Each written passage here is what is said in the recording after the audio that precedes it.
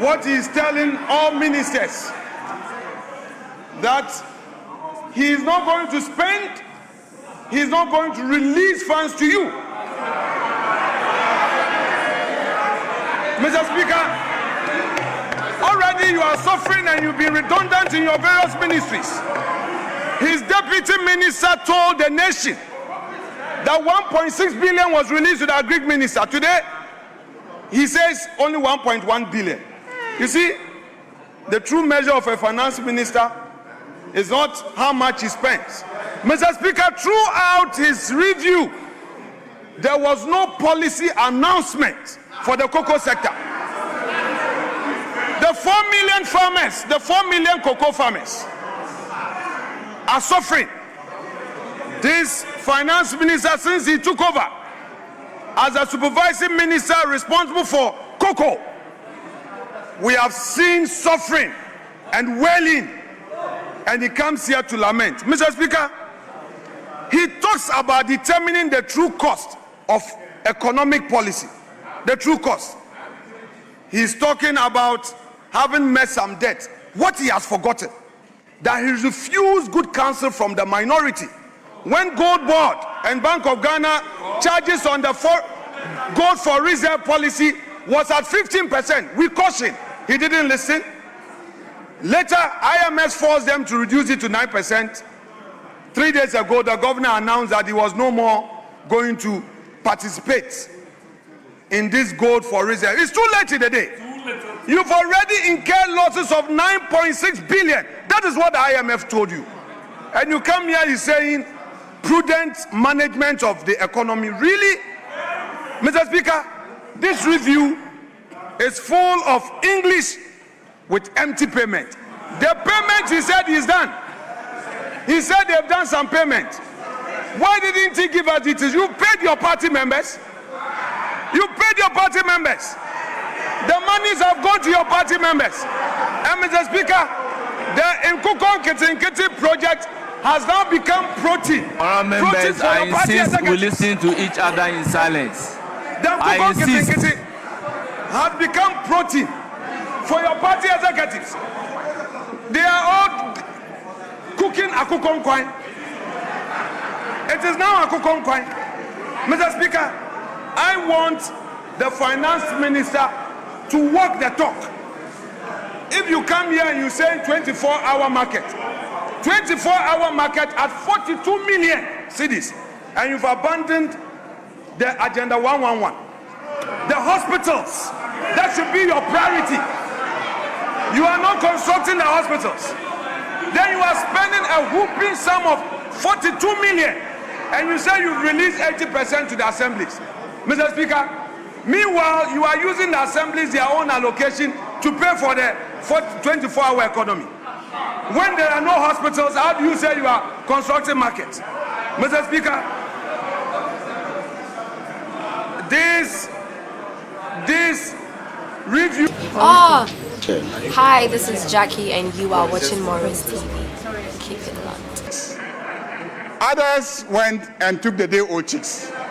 Now they have matured, and they are now Akoko and Kasia. And when they prepare their light soup and take, he's worried and complaining all over the place. Please, the whole object of Akoko and Kitikiti is so that they will mature into big birds, and then they will be sold and they will be utilized for light soup. So if they are being utilized for light soup, now what is your problem? What is your problem? The Minister of Finance to make the statement.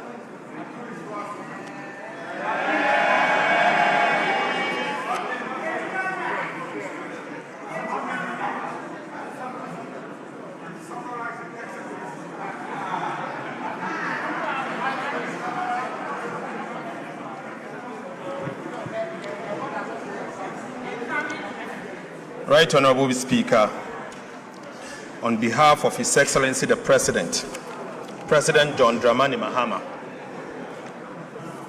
I have the humble duty to present the media fiscal policy review of the 2026 budget and economic policy of government. Mr. Speaker, Before I proceed with this media fiscal policy review, I wish to acknowledge the devastating floods that struck part of our country last month. Right Honorable Speaker, as honorable members will recall, the floods claimed lives, displaced families, destroyed businesses, and caused extensive damage to public infrastructure. Ghana was not alone. Similar floods also affected Nigeria, La Côte d'Ivoire, and Sierra Leone, highlighting the growing flood risk across West African coastline and the effect of climate change. Mr. Speaker, government responded swiftly by visiting the hardest hit communities, releasing funds for emergency relief, and launching a nationwide cleanup exercise.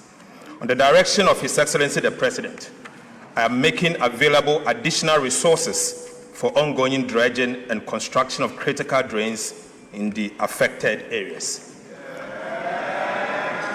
Mr. Speaker, His Excellency the President has directed the Ministry of Works, Housing and Water Resources to develop a comprehensive and permanent solution to flooding in Accra and other flood-prone areas across the country.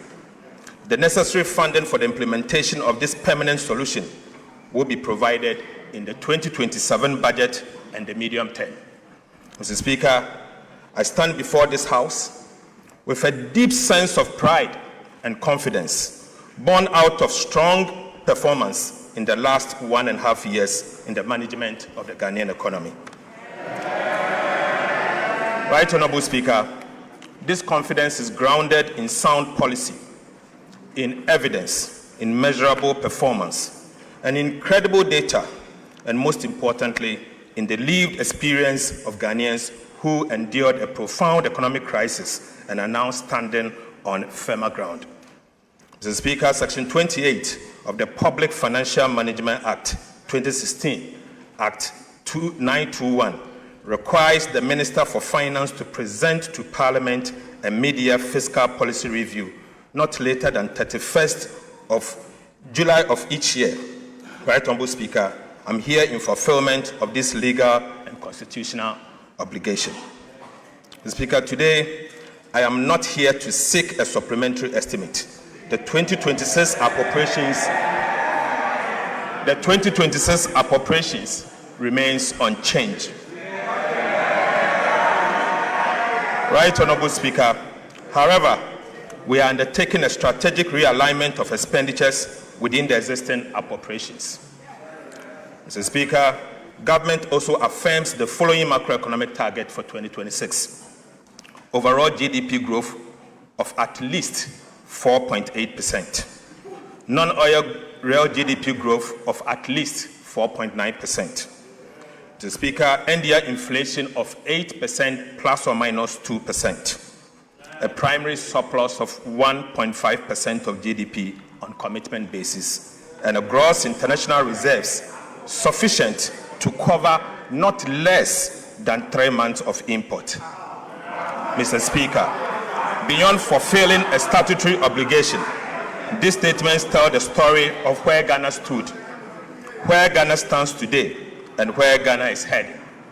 Mr. Speaker, I respectfully request the first text of this mid-year fiscal policy review be captured in the Hansard in its entirety, while I present the highlights to this House. Mr. Speaker, before I present the details of our economic performance, we must briefly recall where we came from. I do so because the lessons of economic history must never be forgotten. Mr. Speaker, when this administration took office in January 2025, President Mahama inherited an economy on its knees. Right Honorable Speaker, the economic crisis of 2022 was not merely an accident. It was the consequences of a series of wrong policy choices. Choices about reckless spending, choices about excessive and binge borrowing, choices about lack of accountability, and a failure to level with the people of Ghana about the true state of the Ghanaian economy. Mr. Speaker, the consequences of those wrong choices for the Ghanaian people were so severe. The cedi depreciated at levels never seen before, eroding savings, businesses, business capital, and purchasing power of millions of Ghanaians. Inflation exceeded 50%, dramatically increasing the cost of living and placing basic necessities beyond the reach of many people. Real disposable incomes declined sharply. Interest rates surged, making credit expensive for the private sector. Investor confidence collapsed. International reserves fell to extremely low levels. International credit rating agencies downgraded Ghana's sovereign debt to levels never seen in our history. Mr. Speaker, Ghana lost access to the international capital market. The previous government implemented most painful debt restructuring program that imposed crude and painful haircuts on domestic and external bondholders. Financial institutions and individual bondholders also suffered significant losses, with many losing their lifetime of savings. Even pensioners were not spared the burden of crude and painful haircuts under the DDP. The Speaker, and businesses closed or relocated, jobs were lost, and many households that had escaped poverty fell back into hardships. Mr. Speaker, this is an honest account of the economy and the one that His Excellency the President inherited. We recount this event not to dwell on the past, but to remind ourselves of the heavy price of fiscal indiscipline, excessive borrowing, weak accountability, and dishonest economic management. Mr. Speaker, Ghana must never be brought this low again. Right Honorable Speaker. Right Honorable Speaker. These painful experiences must strengthen our collective resolve to safeguard macroeconomic stability and ensure that such a crisis is never repeated. As a nation, we must internalize the true cost of economic mismanagement and commit ourselves to sound economic stewardship. Some lessons cannot simply be taught, they must be lived. But once learned, they must never be forgotten. Never again, Mr. Speaker. Mr. Speaker, this administration assumed office. When this administration assumed office, it moved swiftly and decisively to stabilize the economy and begin the work of national reconstruction. It was immediately clear that the old model of managing the economy had failed, and Ghana did not need incremental adjustment, but it needed structural reforms. We therefore took difficult but necessary decisions, which were neither politically convenient nor painless. These decisions demanded our collective sacrifice, Mr. Speaker, but they were necessary to restore stability and rebuild confidence. Right Honorable Speaker, the progress Ghana is recording today did not happen by chance. Some have suggested that our recent macroeconomic gains are simply the product of good fortune.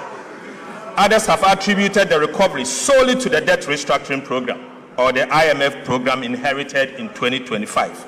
But Mr. Speaker, I firmly disagree. Our recovery is as a result of superior economic management. Mr. Speaker, for emphasis, I firmly disagree. Ghana's recovery is as a result of superior economic management. Debt restructuring may create fiscal space, but it does not create fiscal discipline. Right Honorable Speaker, an IMF program may provide a framework, but it cannot substitute for sound policy, disciplined implementation, and political will. Sustainable economic recovery is built on good policy choices, competent economic management, and disciplined execution, and most importantly, courageous leadership. Mr. Speaker, the evidence before us is overwhelming. Ghana's recovery has been driven by a deliberate program of economic reforms implemented since President Mahama assumed office in January 2025.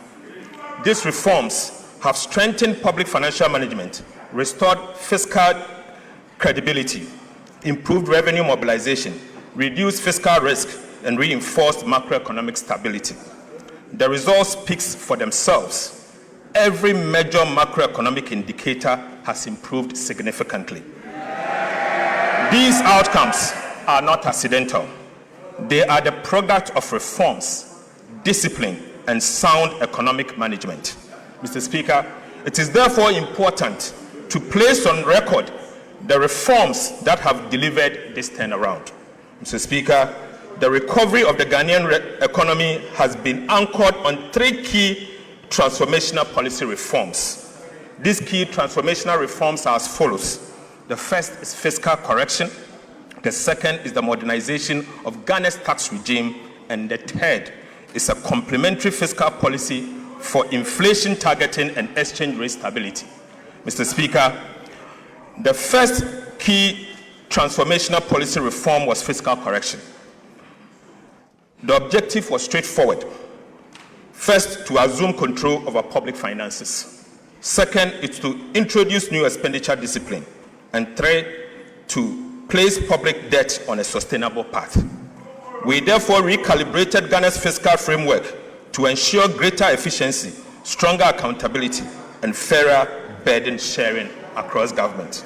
Right Honorable Speaker, the 2025 budget reset expenditure to 2023 nominal levels, eliminating wasteful spending that had weakened fiscal management over the years. As a result, primary expenditure declined sharply from 18.7% of GDP in 2024 to 13.2% of GDP in 2025. Mr. Speaker, a 5.5% adjustment without hurting economic growth. Most importantly, Right Honorable Speaker, the primary balance also improved from a deficit of 2.9% of GDP in 2024 to a surplus of 2.5% of GDP in 2025, placing public debt firmly on a downward trajectory. Mr. Speaker, a fiscal adjustment expenditure led by 5.4% of GDP in one calendar year. Mr. Speaker, this sent an unmistakable signal to Ghanaians, investors, and other development partners that fiscal discipline is the new order. Mr. Speaker, government also recalibrated the IMF program, shifting the emphasis from revenue-led to expenditure-led fiscal consolidation to achieve a fairer sharing of the adjustment burden. We amended the Public Financial Management Act to institutionalize a binding fiscal rule requiring a minimum annual primary surplus of 1.5% of GDP and a debt-to-GDP ceiling of 45% by 2034. These reforms signaled that fiscal indiscipline would no longer define the Ghanaian state. Mr. Speaker, aside, we established the Value for Money Office to strengthen expenditure efficiency, improve the quality of public expenditure, and ensure that every cedi spent delivers maximum value for the Ghanaian people. We established the Fiscal Council to strengthen fiscal oversight, transparency, and accountability. We undertook a comprehensive audit of government payables to eliminate irregular obligations. We also enforced expenditure control. Government amended the Public Procurement Act to require commitment authorization before procurement. Mr. Speaker, this reform firmly linked procurement to approved budget and restored discipline to public expenditure management across the government. Right Honorable Speaker, for the first time, state-owned enterprises are now bound by the commitment authorization, restraining them from spending beyond their means. Mr. Speaker, over the last 10 years, liabilities of state-owned enterprises have added the equivalent of about 3% of GDP to Ghana's public debt every single year. Mr. Speaker, this occurred because state-owned enterprises failed to honor their contractual obligation, compelling government to assume and settle those liabilities. This contributed to the sharp rise in Ghana's public debt. As a result, Mr. Speaker, the resources that would have financed critical infrastructure were used to pay those SOEs' debt. This is part of the reason why Ghana's debt grew unsustainably without the bridges, roads, or hospitals to show for. Right Honorable Speaker, what is the point of ensuring that ministries and even parliament live within their means if state-owned enterprises are permitted to run up liabilities that the taxpayer are ultimately forced to pay? Mr. Speaker, it is therefore important to recognize that Ghana's debt challenge was driven not only by fiscal deficit, but also by the unchecked accumulation of liabilities by state-owned enterprises. This is precisely why the commitment authorization regime would have been meaningless and ultimately ineffective had state-owned enterprises been excluded from its coverage. Right, Honorable Speaker, we also operationalized the sinking fund to strengthen debt management and demonstrate to government that government is committed to meeting future debt obligations. We restored genuine fiscal decentralization by ensuring that at least 80% of the district assembly's common fund is transferred directly to assemblies to support local development. Right, Honorable Speaker, we reduced the number of ministers from 123 at its peak to 60 and reduced the number of ministries from 30 to 23 because, Mr. Speaker, because a leaner government is not merely good politics, but it's also a sound fiscal policy. We curtailed non-essential expenditure, including excessive foreign travel, workshops, conferences, and unnecessary vehicle procurement. We also discontinued low-impact programs like the Ghana Cares of Atampa and the U-Start to redirect scarce resources to national priorities. Mr. Speaker, the second key transformational policy reform was the modernization of Ghana's tax regime. The objective was very clear. First, to restore investor confidence. Second, to revive private enterprises.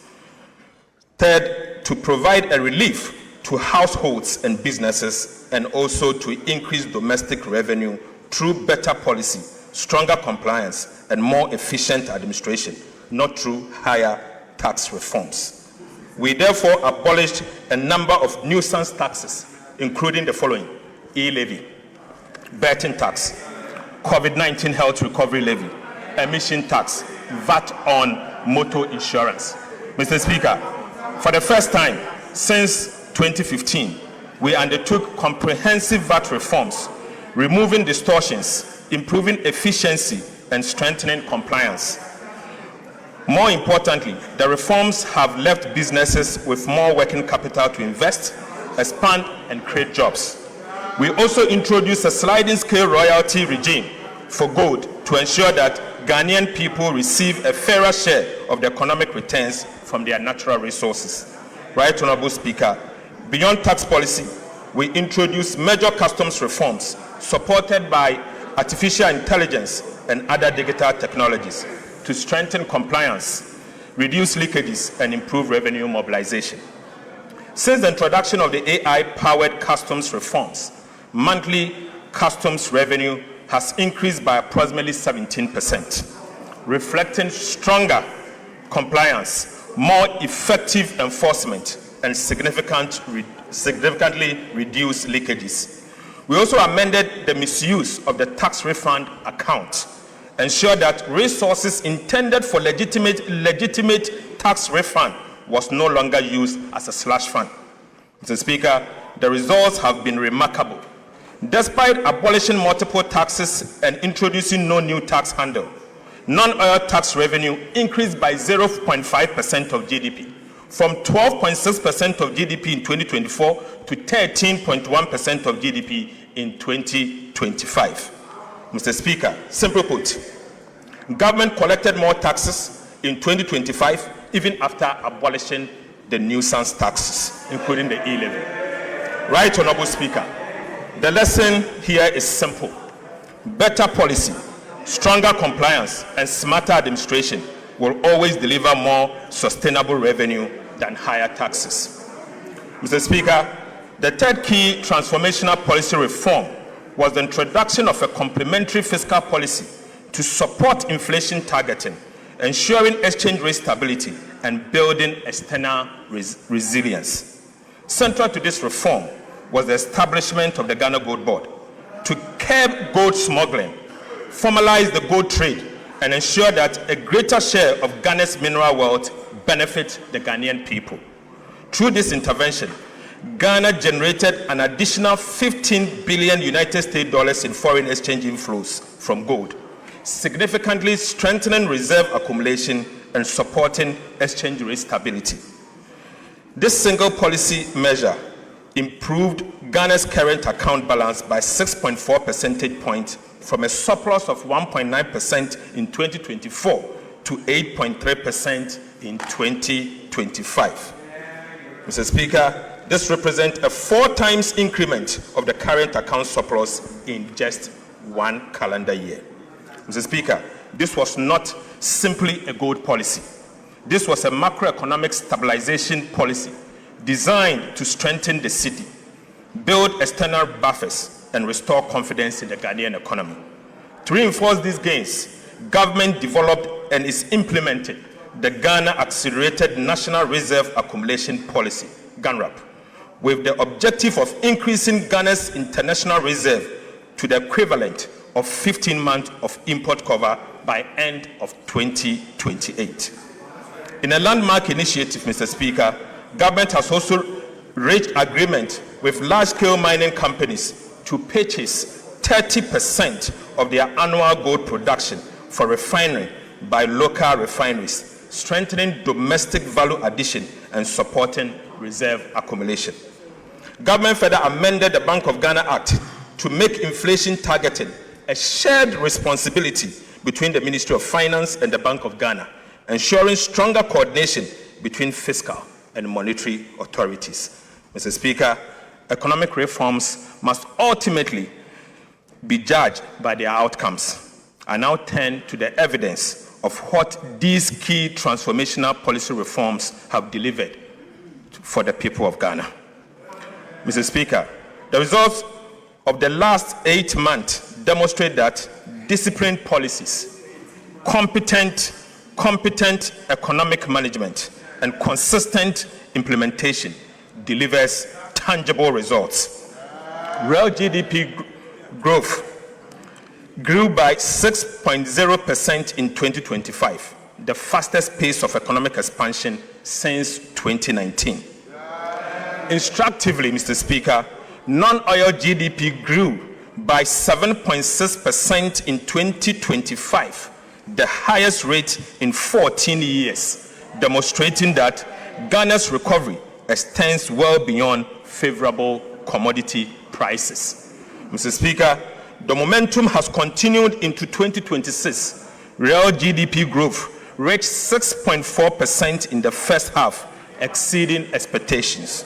Mr. Speaker, for the first time in our nation's history, the size of Ghana's economy exceeded $100 billion, firmly establishing Ghana as a major emerging market economy.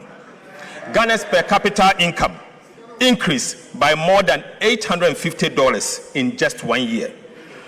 Mr. Speaker, rising from $2,527 in 2024 to $3,385 at the end of 2025. This is the highest per capita income ever recorded in our country's history. It is therefore not surprising that Ghana is now recognized as the 8th largest economy in Africa. Mr. Speaker, these are not mere statistics. They represent higher incomes, stronger businesses, greater opportunities, and an economy with an enhanced capacity to invest in its people. The labor market is also improving. Unemployment rate declined from 13.7% during the first 3 quarters of 2024 to 12.8% over the same period in 2025. Multidimensional poverty, which measures deprivation across living conditions, education, health, and employment, declined from 24.9% in Q3 of 2024 to 21.9% in Q3 of 2025. Mr. Speaker, this simply means that about 950,000 Ghanaians moved out of the multidimensional poverty in just 1 year. Mr. Speaker, behind these statistics are the hundreds of thousands of families who now enjoy better living conditions and greater hope for the future. Right, Honorable Speaker, inflation perhaps tells the clearest story of all. Inflation declined from 23.8% in December 2024 to 5% 4.4% at the end of 2025 and remained low at 5.3% in June 2026. Fiscal performance has also exceeded expectations. The primary balance on commitment basis recorded a surplus of 2.5% of GDP as at the end of 2025. By end of June 2026, we had achieved a primary surplus of 0.9% of GDP on commitment basis. We are firmly on track to achieve our end year target of 1.5% of GDP. Mr. Speaker, prudent fiscal management has also translated into a rapid decline in Ghana's public debt. The debt to GDP ratio fell from 61.8% of GDP, 61.8% at the end of 2024 to 44.7% at the end of 2025 and reached 45% by end of June 2026. Mr. Speaker, Ghana has therefore already achieved its statutory debt target of 45% of GDP, years ahead of both IMF program timeline and the targeted date established under the Public Financial Management Act. Mr. Speaker, debt service is also consuming a far smaller share of government revenue. Debt service as a share of domestic revenue declined sharply from 55.7% in 2022 to 28.8% in 2025, freeing up billions of cedis for schools, hospitals, roads, and other national priorities. Mr. Speaker, for the first time since April 2014, Ghana's external and overall risk of debt distress has improved from high to moderate. Even more significantly, the joint World Bank IMF debt sustainability analysis has moved Ghana from unsustainable in 2023 to sustainable in 2025, and now for the first time ever to sustainable with room to absorb shocks. Honorable Minister, please, First Deputy Speaker to take the chair.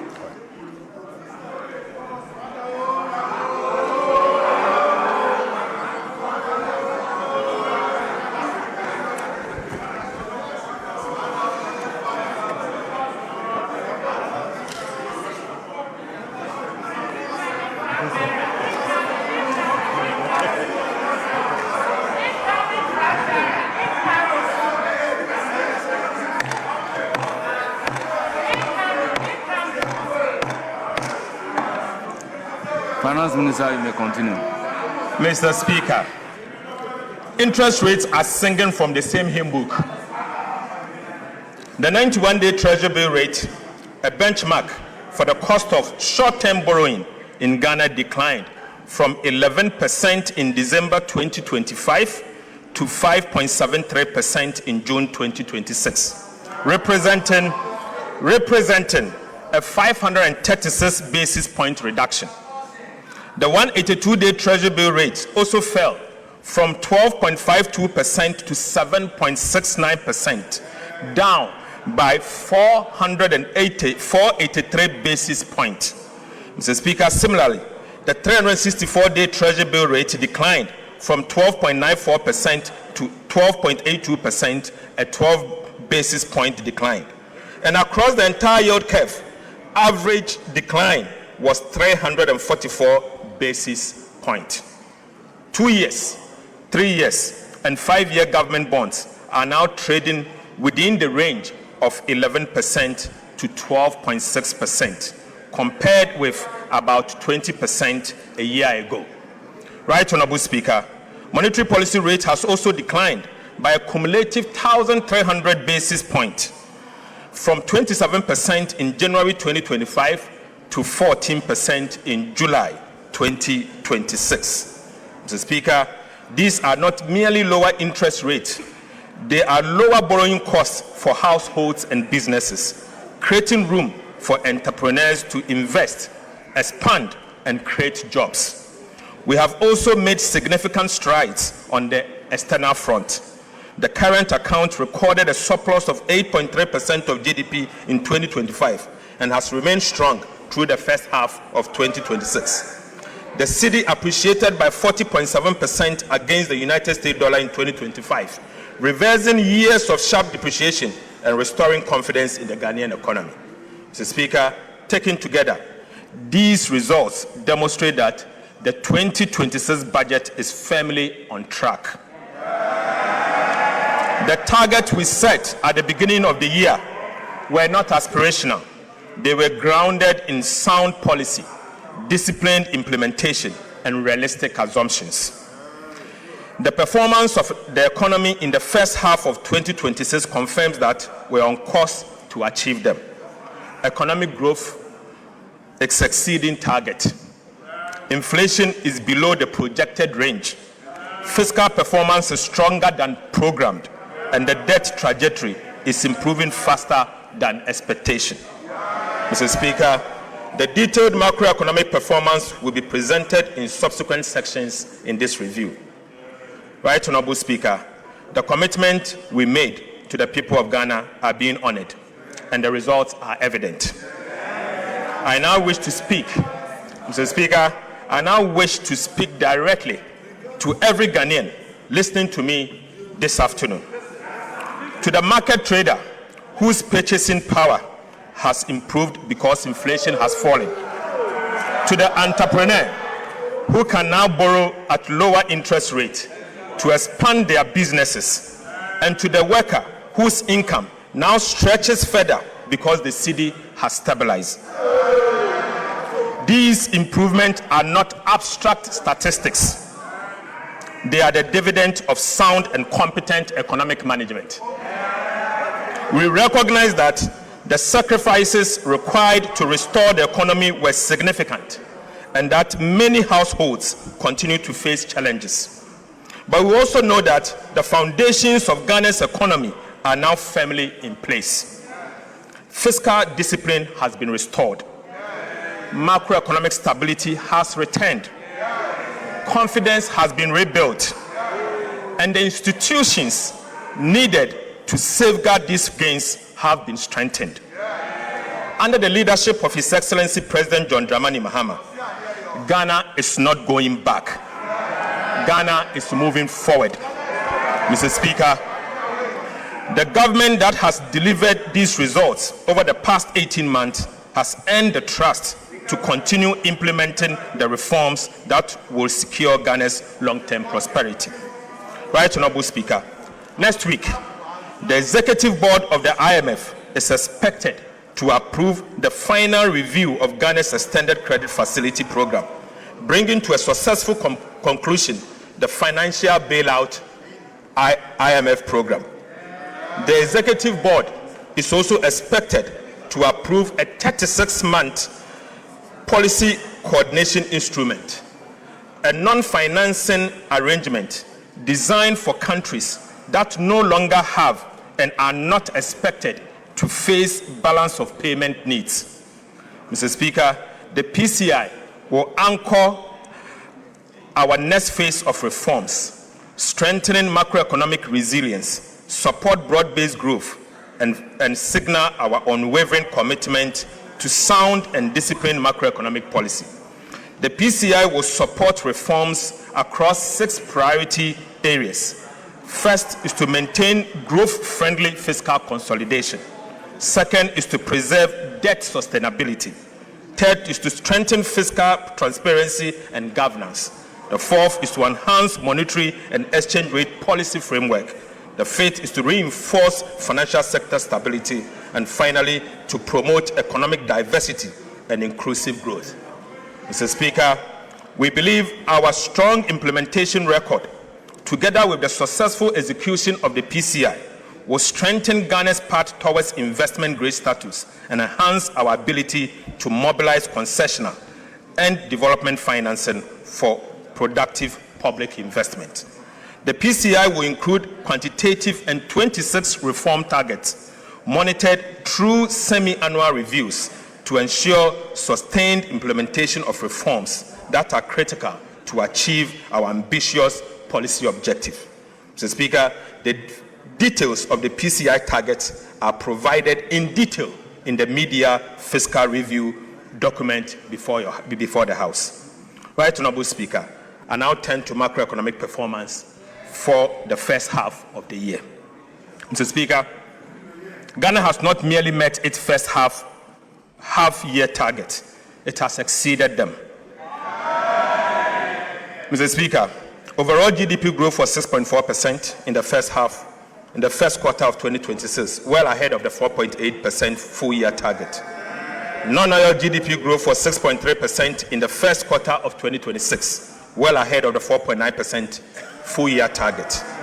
Inflation has more than halved, falling from 13.7% in June 2025 to 5.3% by end of June 2026, against a target of 8 plus or minus 1% at the end of the year.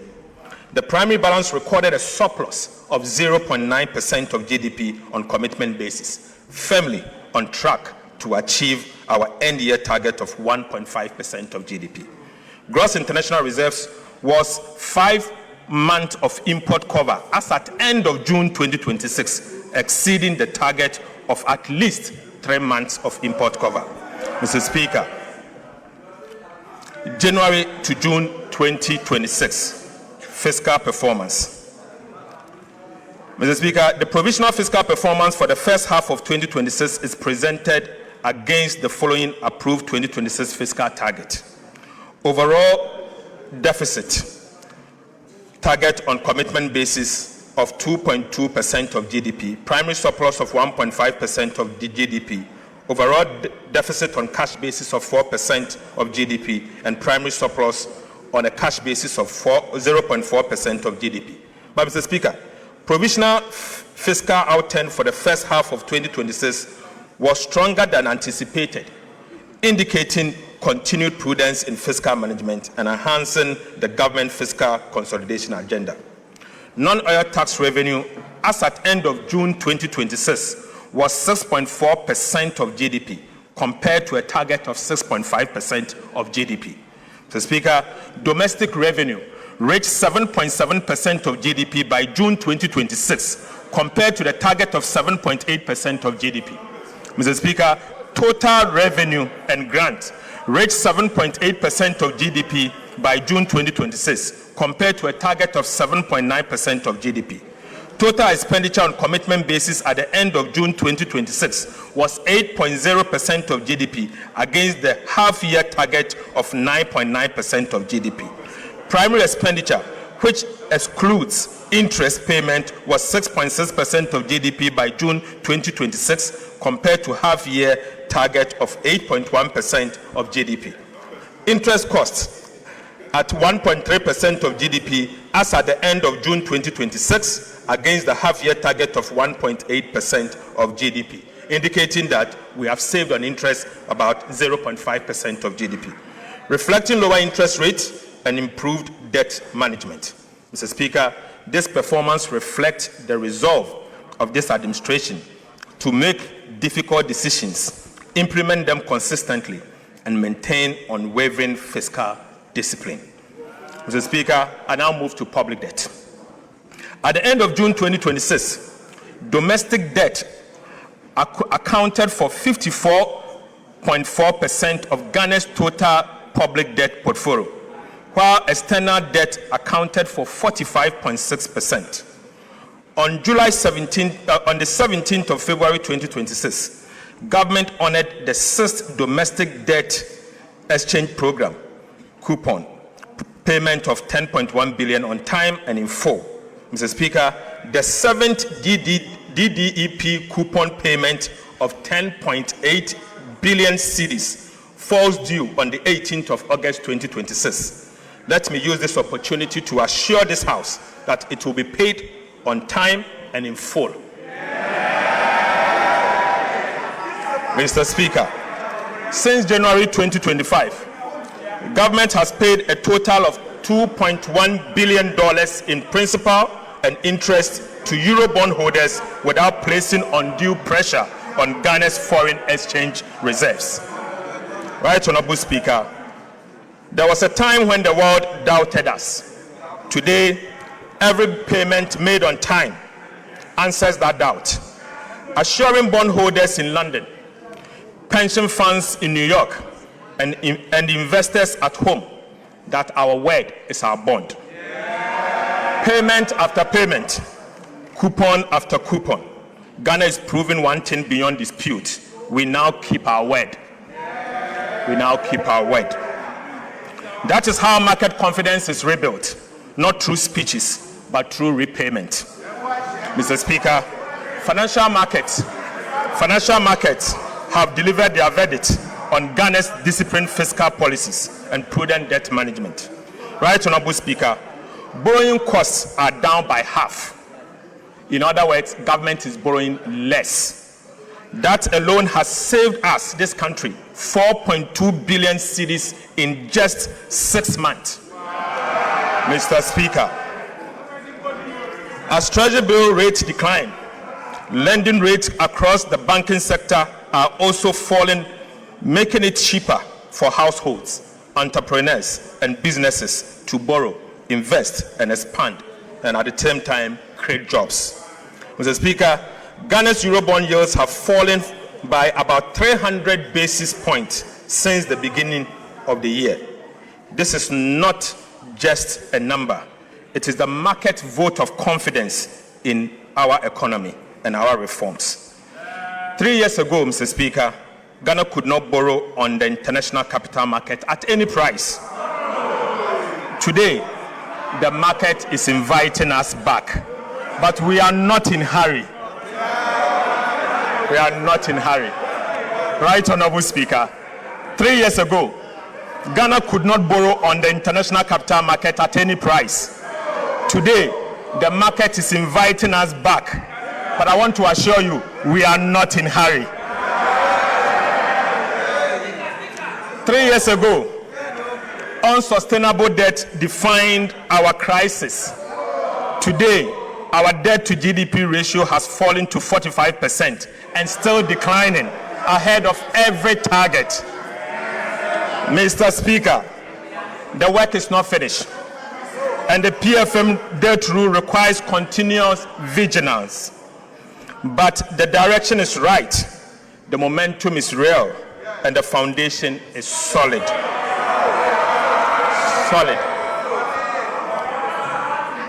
Mr. Speaker, Ghana's external debt restructuring, initiated after the sovereign debt default of 2022, is now at its final stage. In just 3.5 years, Ghana has moved from default to credibility, from debt distress to debt sustainability, from market exclusion to a renewed investor confidence. This is an achievement every Ghanaian can be proud of. Mr. Speaker, following the 2022 public debt default, government could not borrow long-term in cedis and relied heavily and solely on treasury bills to finance the budget. Mr. Speaker, Ghana has now overcome what the economists describe as the original sin, which is the inability of a country to borrow over the long term in its own currency. Mr. Speaker, 3 years restriction on new cedi bond issuance introduced as a result of the debt default caused this original sin. Mr. Speaker, in April 2026, Ghana successfully raised $2.7 billion through its first 7-year cedi-denominated bond since the 2022 debt default. This marks an important step in rebuilding the domestic bond market and restoring long-term financing in our own currency. This further demonstrates that Ghana has regained the ability to mobilize long-term financing in its own currency for development. Right, Honorable Speaker, I'm proud to announce that Ghana has now overcome the original sin.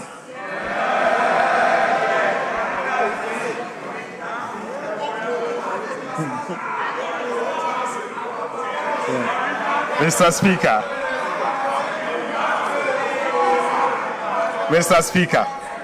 we have overcome the original sin. Whilst I'll now take you to the sinking fund. While Ghana's debt restructuring is nearing completion, prudent debt management requires us to look beyond today to tomorrow's obligation. Mr. Speaker, in 2027, DDEP bonds that will fall due is 58 billion Ghana cedis. Another 53 billion Ghana cedis will fall due in 2028. In 2 years alone, Ghana has to repay 111 billion cedis. 111. Mr. Speaker, this is the true Agenda 111. Right, Honorable Speaker? This is the true Agenda 111 Ghana must deal with. Why? Because the DDEP was not designed to solve Ghana's problems. Mr. Speaker, let me take this again. This is the true Agenda 111 Ghana must deal with. Why? Why? Because the domestic debt exchange program was not designed to solve Ghana's debt problems. It was designed to postpone it deliberately, knowingly, and cynically, unfortunately. Mr. Speaker, its architect mortgaged tomorrow to survive today. Mr. Speaker, they had a duty to fix the roof. Instead, they moved the leak to another room and declared the house repaired. Right, Honorable Speaker? Meeting obligations of this magnitude requires advanced planning, not last-minute scrambling. This is precisely why this government has strengthened the sinking fund to set aside money to repay future debt obligations that we inherited. Right, Honorable Speaker, under the 2026-2029 medium-term debt management strategy, we pledge that 7% of non-oil tax revenue, together with proceeds from domestic bond issuance, will go into the sinking fund as a war chest for the 2027 and 2028 maturities. Mr. Speaker, I'm proud to report that today I can report to this House that as at 22nd of July, yesterday, the war chest holds 15.6 billion Ghana cedis. Mr. Speaker, we are on course to accumulate 30 billion cedis in the sinking fund by the end of the year 2026. Right, Honorable Speaker, for your information, this will be enough to repay the 30 billion domestic debt exchange program debt that will fall due in February 2027. Mr. Speaker, brick by brick, city by city, we are building the wall that will meet the wave so that when 2027 and 2028 comes, Ghana will not scramble. Ghana will simply pay back this debt. This is the signal the sinking fund sent to investors, credit rating agencies, and the people of Ghana, making it clear that this government plans ahead, honors its commitment, and manages the public finances better. Mr. Speaker, I now take you to the financial sector. Government acted decisively in July 2025 to restore confidence and stability in Ghana's banking sector by fully recapitalizing the National Investment Bank, the Agricultural Development Bank, and the Consolidated Bank. Mr. Speaker, last week, the Ghana Amalgamated Trust, GATT, completed the full recapitalization of UMB Bank. In addition, government facilitated the full capitalization of the Prudential Bank through a private sector-led approach. Right, Honorable Speaker, UMB and Prudential Bank today stands fully capitalized and primed for business. Mr. Speaker, we want to use this opportunity to encourage individuals, businesses, and institutions to take advantage of the revitalized UMB and Prudential Bank and bank with them. Mr. Speaker, yes. The 2023 domestic debt exchange program had a significant adverse impact on the Bank of Ghana's balance sheet, substantially weakening its capital and resulting in a negative net equity position. To restore the bank's financial strength, the government and the Bank of Ghana signed a memorandum of understanding on 6th January 2025 to recapitalize the bank over time. Consistent with the commitment in the MOU, and as a result of this government resolve to restore the bank's financial position, government issued a recapitalization bond to the Bank of Ghana of $5.5 billion as cedis to the Bank of Ghana in March 2026 to strengthen the bank's equity base. Mr. Speaker, going forward, the government of Ghana will make annual provision to capitalize the Bank of Ghana until the bank's equity is fully restored, in accordance with the Bank of Ghana Amendment Act 2025, Act 1158. Mr. Speaker, whilst government is helping to restore the Bank of Ghana's capital, the bank itself will undertake a comprehensive operational efficiency review to reduce costs, strengthen financial management, and rebuild its long-term financial sustainability. Mr. Speaker, to implement the Ghana Accelerated Reserve Accumulation Policy, government has significantly reduced the cost of the program from an average of 14.5% of gold purchase to 5%.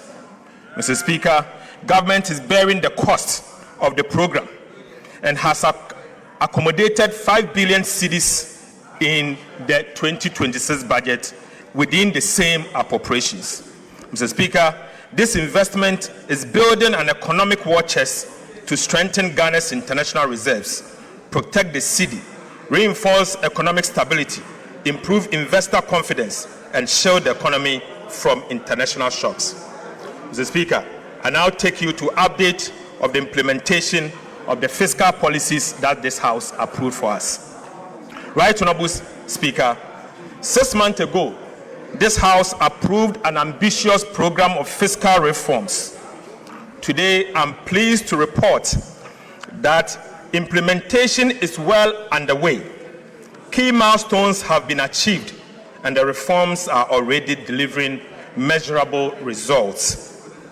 On the revenue side, government is targeting an increase in non-oil tax revenue from 13.1% of GDP in 2025 to 14.1% of GDP in 2026, 1% increase, through improved compliance, broader tax basis, and enhanced revenue administration, and not through higher taxes. Mr. Speaker, we will achieve it.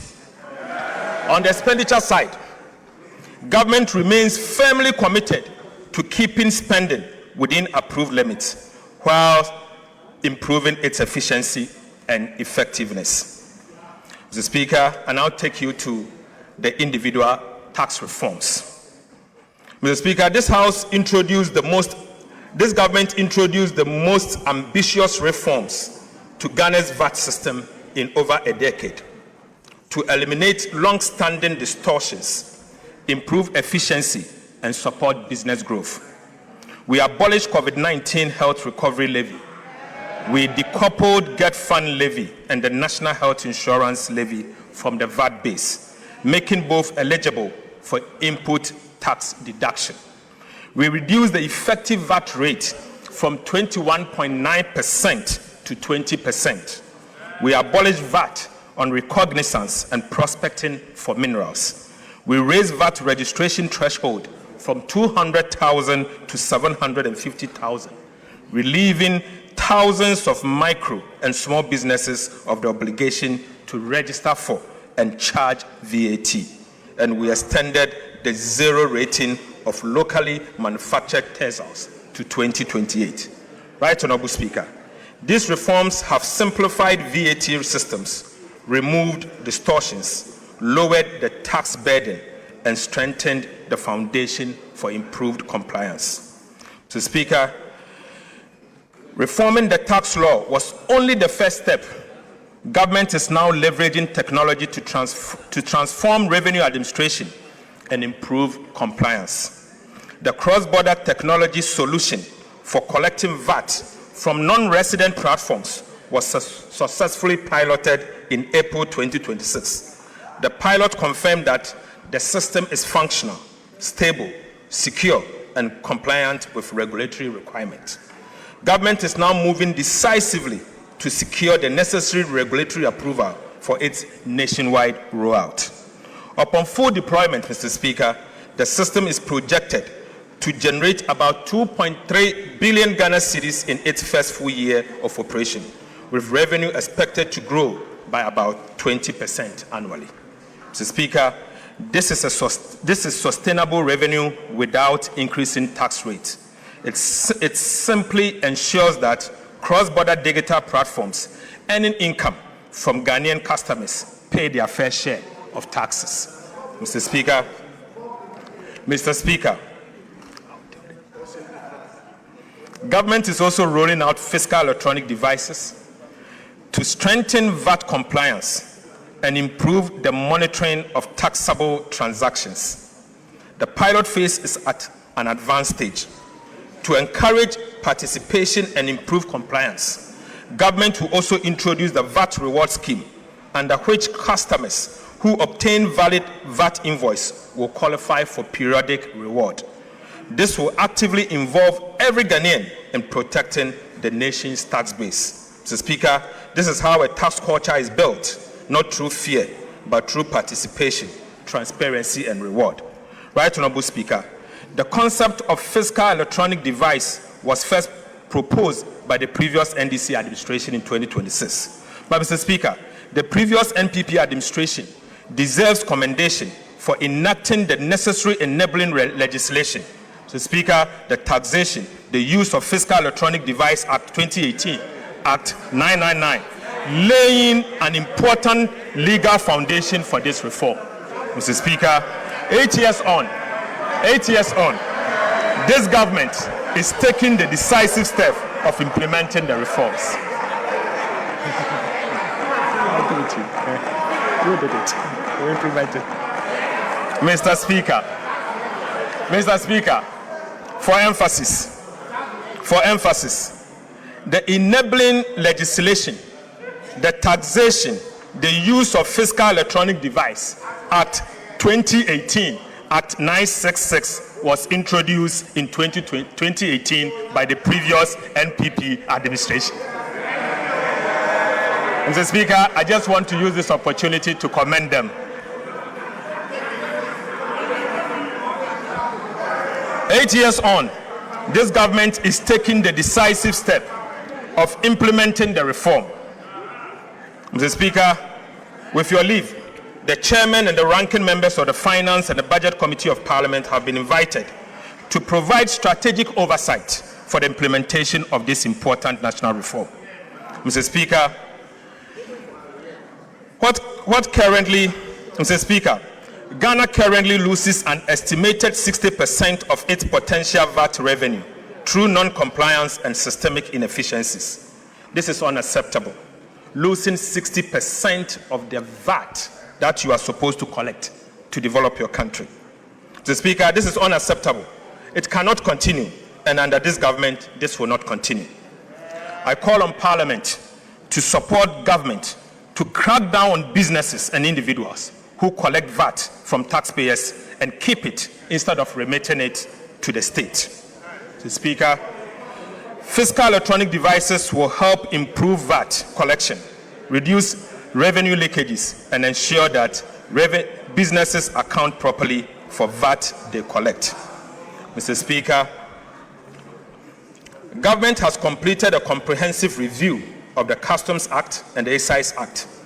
The bills are being laid before this House as part of the mid-year fiscal policy review. I respectfully urge honorable members to give Customs and Excise Bill the expeditious consideration it deserves, so that these important reforms can be implemented without delay. Right, Honorable Speaker, trade facilitation must never become a vehicle for tax evasion. Yet, Mr. Speaker, between 2020 and 2025, while 63% of taxable income entered directly into home consumption, the remaining 37% passed through customs suspense framework, including warehousing, transit, temporary admission, and free zones. These procedures exist to facilitate legitimate trade. However, Mr. Speaker, they have increasingly been exploited to evade duties and divert goods into domestic market without paying a single tax in return. Mr. Speaker, the cost extends far beyond lost revenue. Honest Ghanaian businesses and manufacturers are being forced to compete with imported goods that entered the domestic market through tax evasion. Mr. Speaker, this is not fair competition. It is an unfair burden on every law-abiding Ghanaian businesses. It must end. I must end now. Mr. Speaker, the customs bill before this House introduced bold reforms to close these loopholes and restore the integrity of Ghana's customs administration. To curb the abuse of warehousing, Mr. Speaker, government will introduce statutory maximum warehousing period as follows. Perishable goods, 3 months. General goods, 6 months. Raw materials, 12 months. Re-warehousing, Mr. Speaker, will be restricted to a maximum of 6 months, ending the practice of rolling warehousing. In addition, every bonded warehouse will be required to operate electronic inventory system linked to customs to enable real-time monitoring and audit control. Mr. Speaker, these are not merely administrative adjustments. They are structural reforms designed to accelerate revenue collection, reduce port congestion, improve compliance, and provide greater certainty for legitimate businesses. Government is also introducing the first port duty rule. Under this reform, Mr. Speaker, duties and taxes on goods declared for transit will become due at the first port of entry, removing one of the biggest avenues for false declaration and revenue leakages. Mr. Speaker, this simply means, Mr. Speaker, if you are to bring in something and you are to inform the customs official that the goods is destined to say Burkina Faso customs will be at the Tema port to collect their taxes before you move. This will end the practice of Aponchi break. Mr.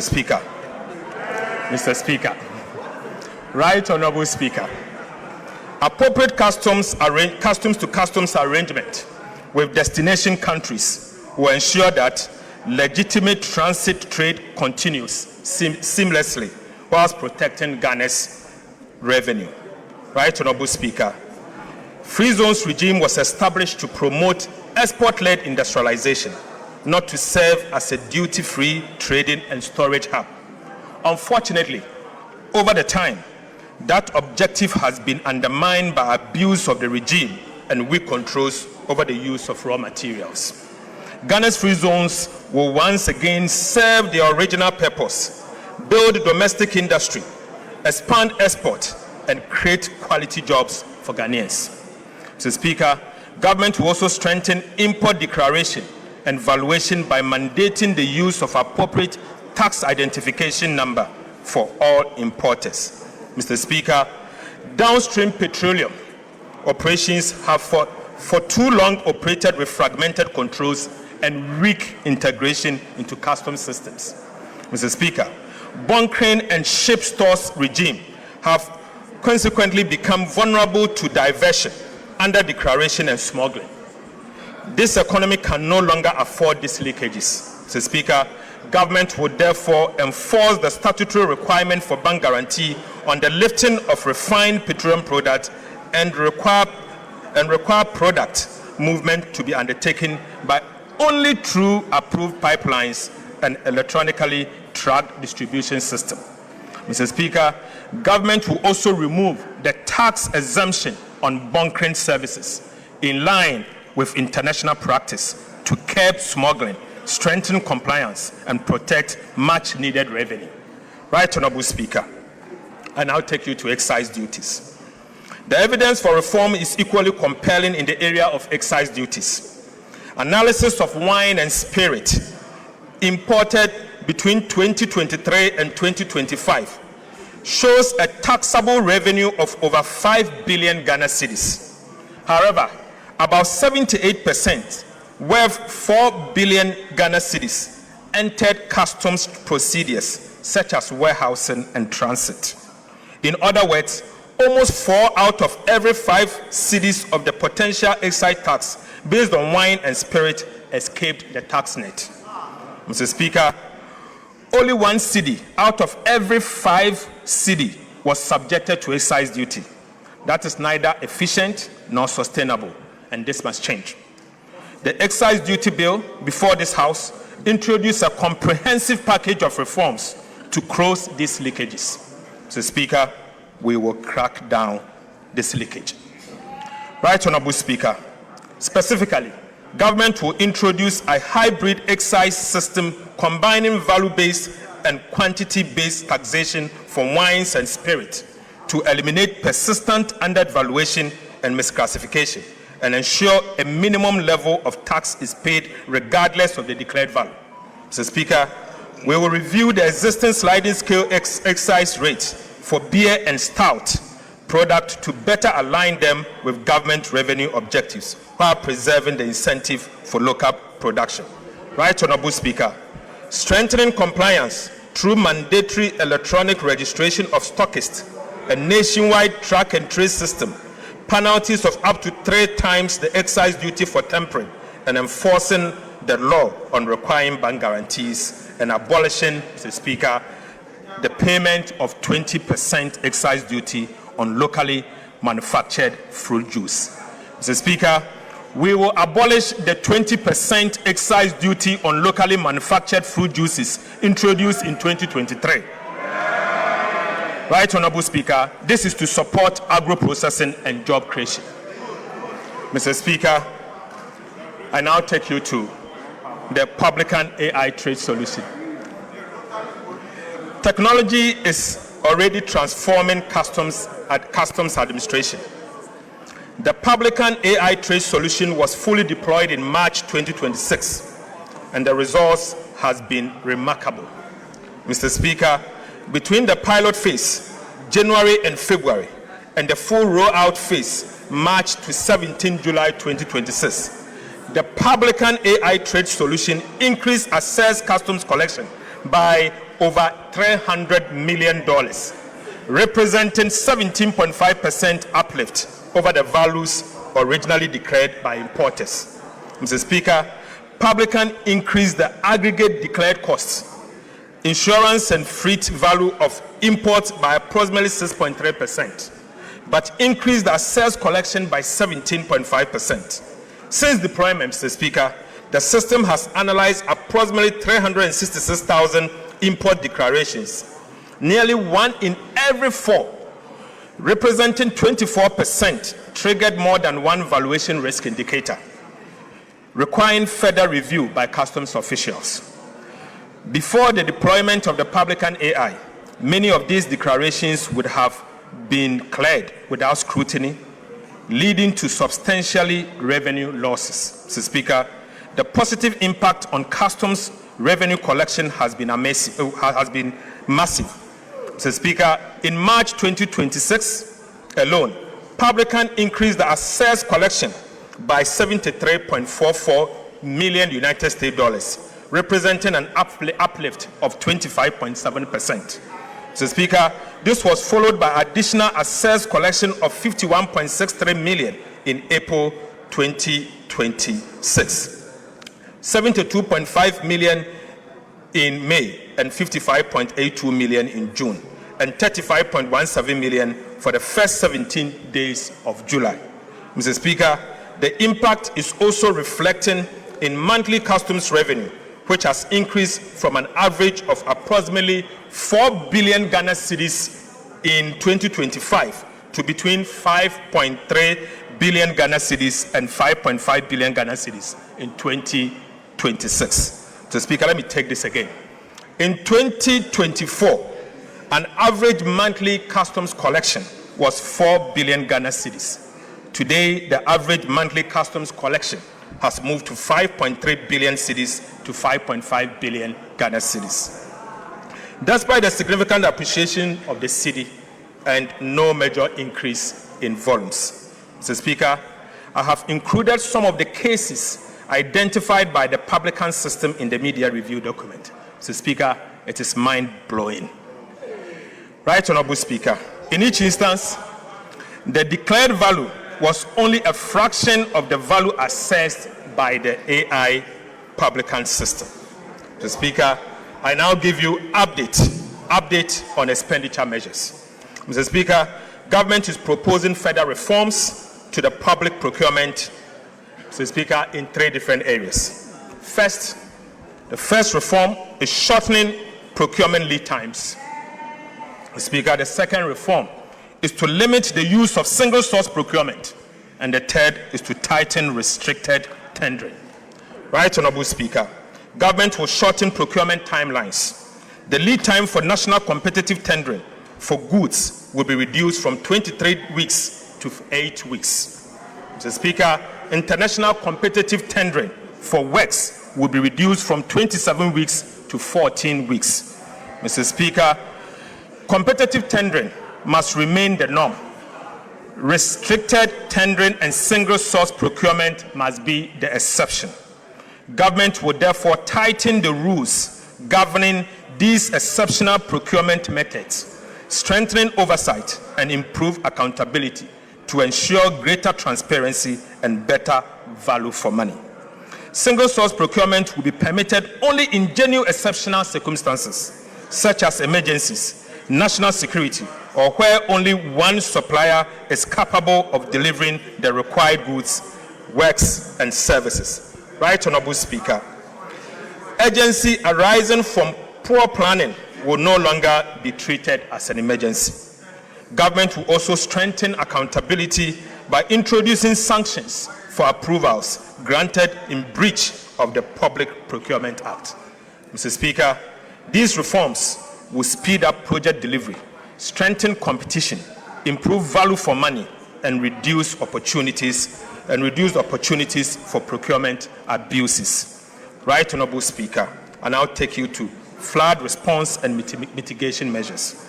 Mr. Speaker, following the widespread flooding that affected Greater Accra and other parts of the country in June 2026, government sought parliamentary approval to draw 350 million from the contingency fund to finance emergency response intervention. On the 30th of June 2026, the Finance Committee of Parliament, acting under Article 1771 of the Constitution, approved the request. However, Mr. Speaker, government was unable to access the funds because the contingency fund was subject to a Ganashi order issued by the Accra High Court. Mr. Speaker, given the urgency of protecting lives, providing humanitarian relief to affected communities, and restoring critical infrastructure, government reallocated 350 million from the contingency vote under the control of the Minister of Finance in the 2026 budget to the Disaster Management Committee under the Ministry of Interior to finance the emergency responses. Mr. Speaker, to strengthen flood mitigation efforts across the country, government also reallocated 226 million within the budget of the Ministry of Works and Housing and Water Resources to implement additional flood control and mitigation measures. Mr. Speaker, government is committed to improving urban mobility and providing safe, reliable, and affordable public transport for Ghanaians.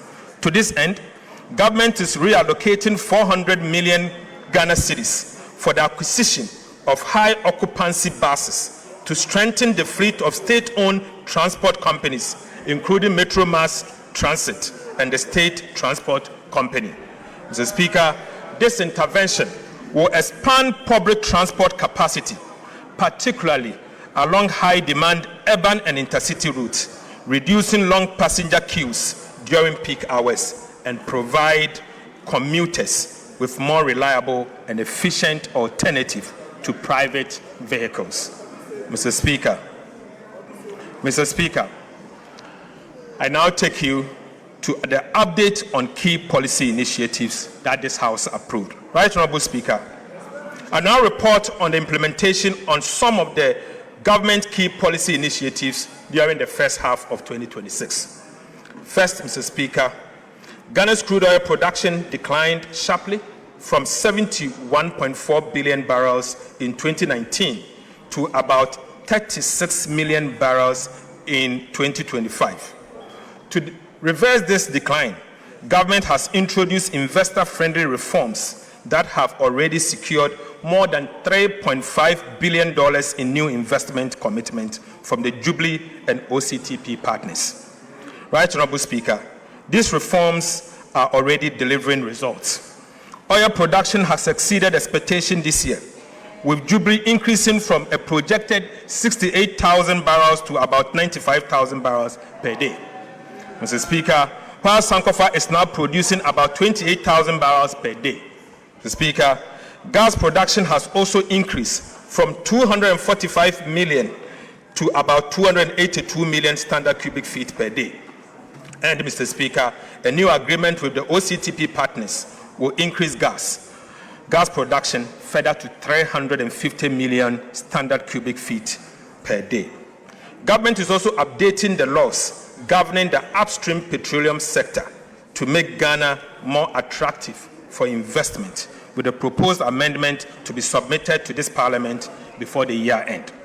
Right, Honorable Speaker, government remains firmly committed to its gas-to-power strategy, which is replacing expensive light crude oil with cleaner and cheaper natural gas. This transition is expected to reduce electricity generation costs by at least 75%. I am pleased to report that by the end of June 2026, government has increased gas supply for power generation by an additional 35 million standard cubic feet per day, bringing total supply to about 490 million standard cubic feet of gas per day. The increase comprises 10 million standard cubic feet per day from the OCTP partners led by ANI, and 25 million standard cubic feet per day from the N-gas. Mr. Speaker, this strategic shift is already delivering significant savings. By replacing light crude oil with natural gas, government saved about 3 billion Ghana cedis, equivalent to $268.8 million in fuel costs during the first half of 2026. Mr. Speaker, government in partnership with the private sector, is developing 100 million standard cubic feet per day modular gas processing facility. Land acquisition has been completed, while the environmental assessment, engineering design, financial due diligence, and project structuring are underway. Mr. Speaker, this will be submitted to Parliament for consideration. Financial close is expected by end of 2026. Right, Honorable Speaker, the project is expected to create nearly 1,000 jobs and generate about $2 billion in benefit to the state over the next 5 years through fuel savings, foreign exchange savings, taxes, levies, and dividend. Mr. Speaker, I now report on our 1,200 megawatt state-owned power plant. Right, Honorable Speaker, government is also developing a 1,200 megawatt state-owned combined cycle gas-fired power plant at Kafudidi Abrobano in the Commander Edna Egwafo Ebrim municipality. Mr. Speaker, feasibility studies have confirmed the project viability, with environmental engineering and permitting processes progressing steadily. The first 600 megawatt phase is expected to be commissioned in 2028. Right, Honorable Speaker, to reduce costs, government secured the gas turbines directly from GE Vernova, achieving savings of between 35 and 45% compared with third-party procurement. Right, Honorable Speaker, the project will lower electricity generation costs, help reduce electricity tariff by 10 to 20%, and create more than 2,000 direct and indirect jobs during the first phase. Mr. Speaker, I now take you to the big push.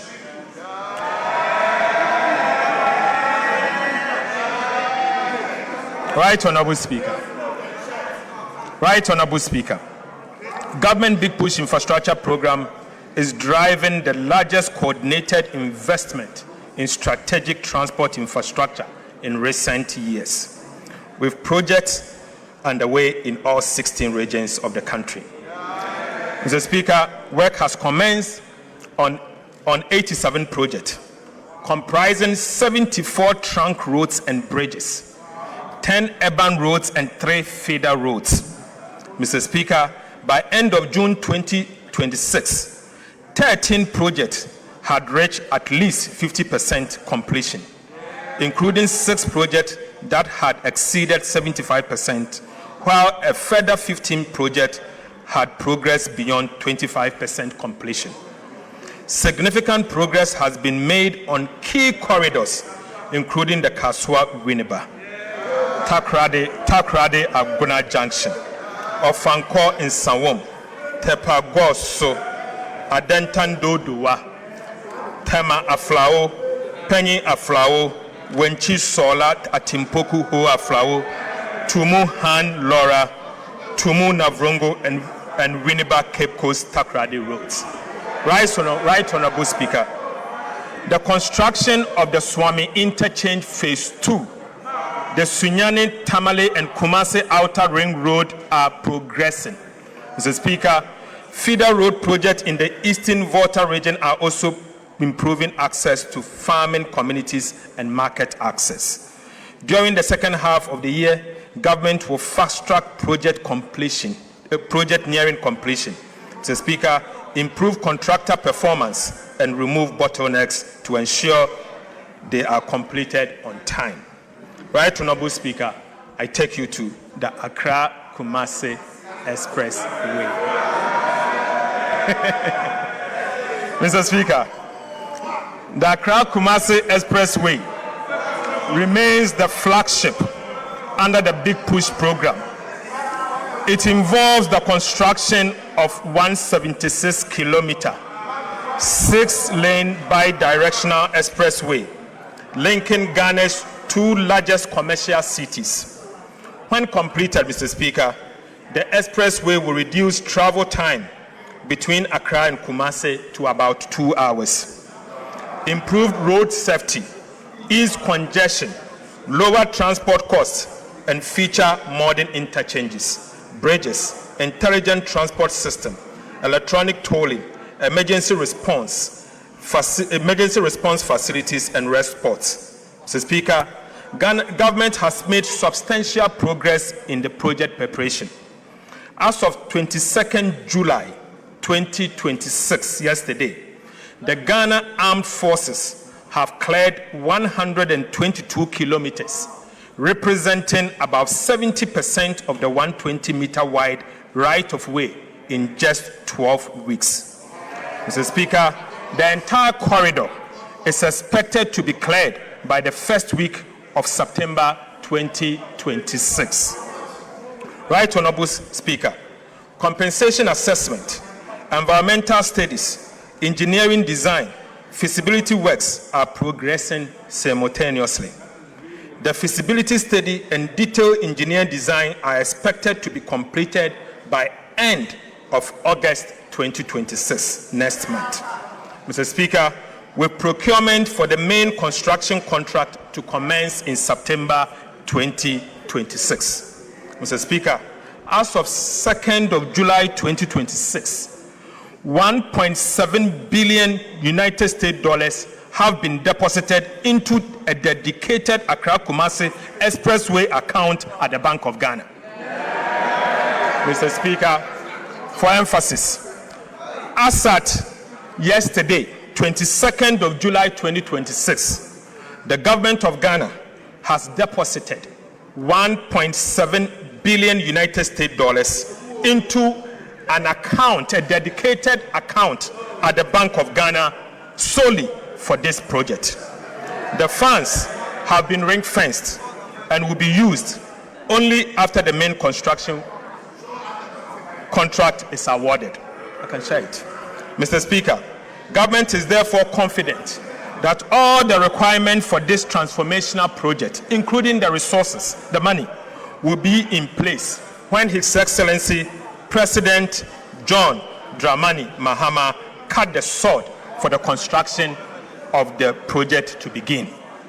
Mr. Speaker, I now take you to Achi-Amanfoum, and also Achi-Amanfoum Bridge. Right Honorable Speaker, for centuries, the people of Afram Plains have relied on ferries to cross the Afram River. While these ferries have served the area for many years, frequent delays and seasonal disruptions have impeded easy access and movement of people, goods, and the provision of essential services. The Adosu Achi-Amanfoum Bridge, a 3.6-kilometer permanent bridge, will be the longest in Ghana and will replace the ferries, providing a safe, reliable, and all-weather crossing. As part of Ghana's big push infrastructure, Mr. Speaker, it will connect the Kwewu-Afram Plains to the national road network and unlock the significant potential of one of Ghana's most important food baskets. The bridge will make it easier for farmers to transport maize, cassava, yam, rice, and other produce to market, reducing travel time. It will also improve access to healthcare, education, and other essential services, while creating jobs, attracting investment, and supporting food security. Expected to be completed by end of 2028, the Adosu Achi-Amanfoum Bridge is a gateway to opportunities, bringing communities closer to markets, services, and better future. The Speaker, the Dambai Bridge. Works is also progressing on the Dambai Bridge, a critical project that will provide a permanent crossing between Dambai and Dodi-Kope and strengthen transport along the Eastern Corridor. The Speaker, the project comprises 1.49-kilometer bridge and approximately 6.8 kilometer of approach roads. The Speaker, at the end of June 2026, fiscal progress had reached 6%, slightly ahead of schedule, with foundation work and construction of the temporary bridge already underway. Right Honorable Speaker, I now take you to the 1,000-kilometer agriculture enclave road, of which Parliament approved 2 days ago. Mr. Speaker, government has begun the implementation of the agriculture enclave road program. Government is investing $528 million United States dollars, equivalent in cedis, to rehabilitate 1,050 kilometers of feeder roads across 4 major agriculture producing corridors. Mr. Speaker, upon completion, the project is expected to rehabilitate 1,050 kilometers of feeder roads, ensure 100% of rehabilitated roads are maintained under performance-based contract, expand the National Road Asset Management Database to achieve 100% coverage, create approximately 25,000 direct and indirect jobs, including at least 7,500 jobs for women, and reduce travel time by over 40% on paved roads and 30% on unpaved roads. Mr. Speaker, the first phase will involve the rehabilitation of 1,050 kilometers of feeder roads to be undertaken across 4 agriculture clusters covering 13 regions of the country. Right Honorable Speaker, Cluster 1 will cover 300 kilometers of roads in Upper West, Northern Region, and Savannah regions, and that will be 300 kilometers. Clusters 2, Mr. Speaker, will rehabilitate 300 kilometers of roads in the Oti, Volta, and the Eastern regions. Mr. Speaker, Cluster 3 will also rehabilitate 250 kilometers of roads in Ashanti, Bono East, and Eastern region. And finally, Mr. Speaker, Cluster 4 will cover 200 kilometers of roads in Western North, Western, Central, and Ahafo region. Mr. Speaker, these investments will improve connectivity between farms and markets, reduce post-harvest losses, lower transport costs, and support agricultural transformation in some of Ghana's most productive farming areas. Mr. Speaker, I take you to the oil palm. Right Honorable Speaker, government remains committed to transforming Ghana's oil palm industry into a major driver of industrialization, export growth, import substitution, and rural employment. A key pillar of the integrated oil palm development policy is the establishment of a sustainability compliant oil palm land banks to de-risk private sector investment and accelerate the development of large-scale plantation integrated with smallholder and outgrower schemes. Mr. Speaker, implementation of this initiative is progressing steadily. The Ministry of Land and Natural Resources, working in collaboration with the private sector and other relevant institutions, have reviewed over 270,000 hectares of land in the Western region. Right, Honorable Speaker, drone survey have been completed on over 117,000 hectares, whilst 46,000 hectares have been selected for detailed land use change analysis. To date, assessment has been completed on 16,000 hectares, of which approximately 10,780 hectares have been identified as suitable for sustainable oil palm development. Right, Honorable Speaker, these areas are now undergoing the required environmental, social, and sustainable assessment, including high conservation value, high carbon stock, and free, prior, and informed consent (FPIC) processes in line with the international standard. Mr. Speaker, similar mapping, land documentation activities have commenced in the Central region, with preparatory work underway in Eastern and Volta region. Based on the current assessment, Mr. Speaker, the Western region alone is expected to provide approximately 30,000 hectares of land for the first phase of the development. Mr. Speaker, as work expands nationwide, the land bank has the potential to exceed 100,000 hectares across Ghana's oil palm growing belt. Mr. Speaker, this initiative will unlock significant private sector investment, create over 250 direct and indirect jobs across the value chain, and strengthen smallholder participation, increase domestic crude oil palm production, reduce import dependency, and position Ghana as a leading hub for oil palm processing and exports. Mr. Speaker, government will continue to work with stakeholders to ensure that this program is implemented responsibly, sustainably, and in a manner that delivers lasting benefit to our communities and the national economy. Now listen, Mr. Speaker, government is also finalizing the $500 million United States dollars integrated oil palm development financing agreement with the World Bank for on-lending to the private sector for the development of large-scale commercial oil palm plantation. We expect to conclude and present it to this House by the end of this year. Right, Honorable Speaker, we expect to bring it for approval by the end of this year.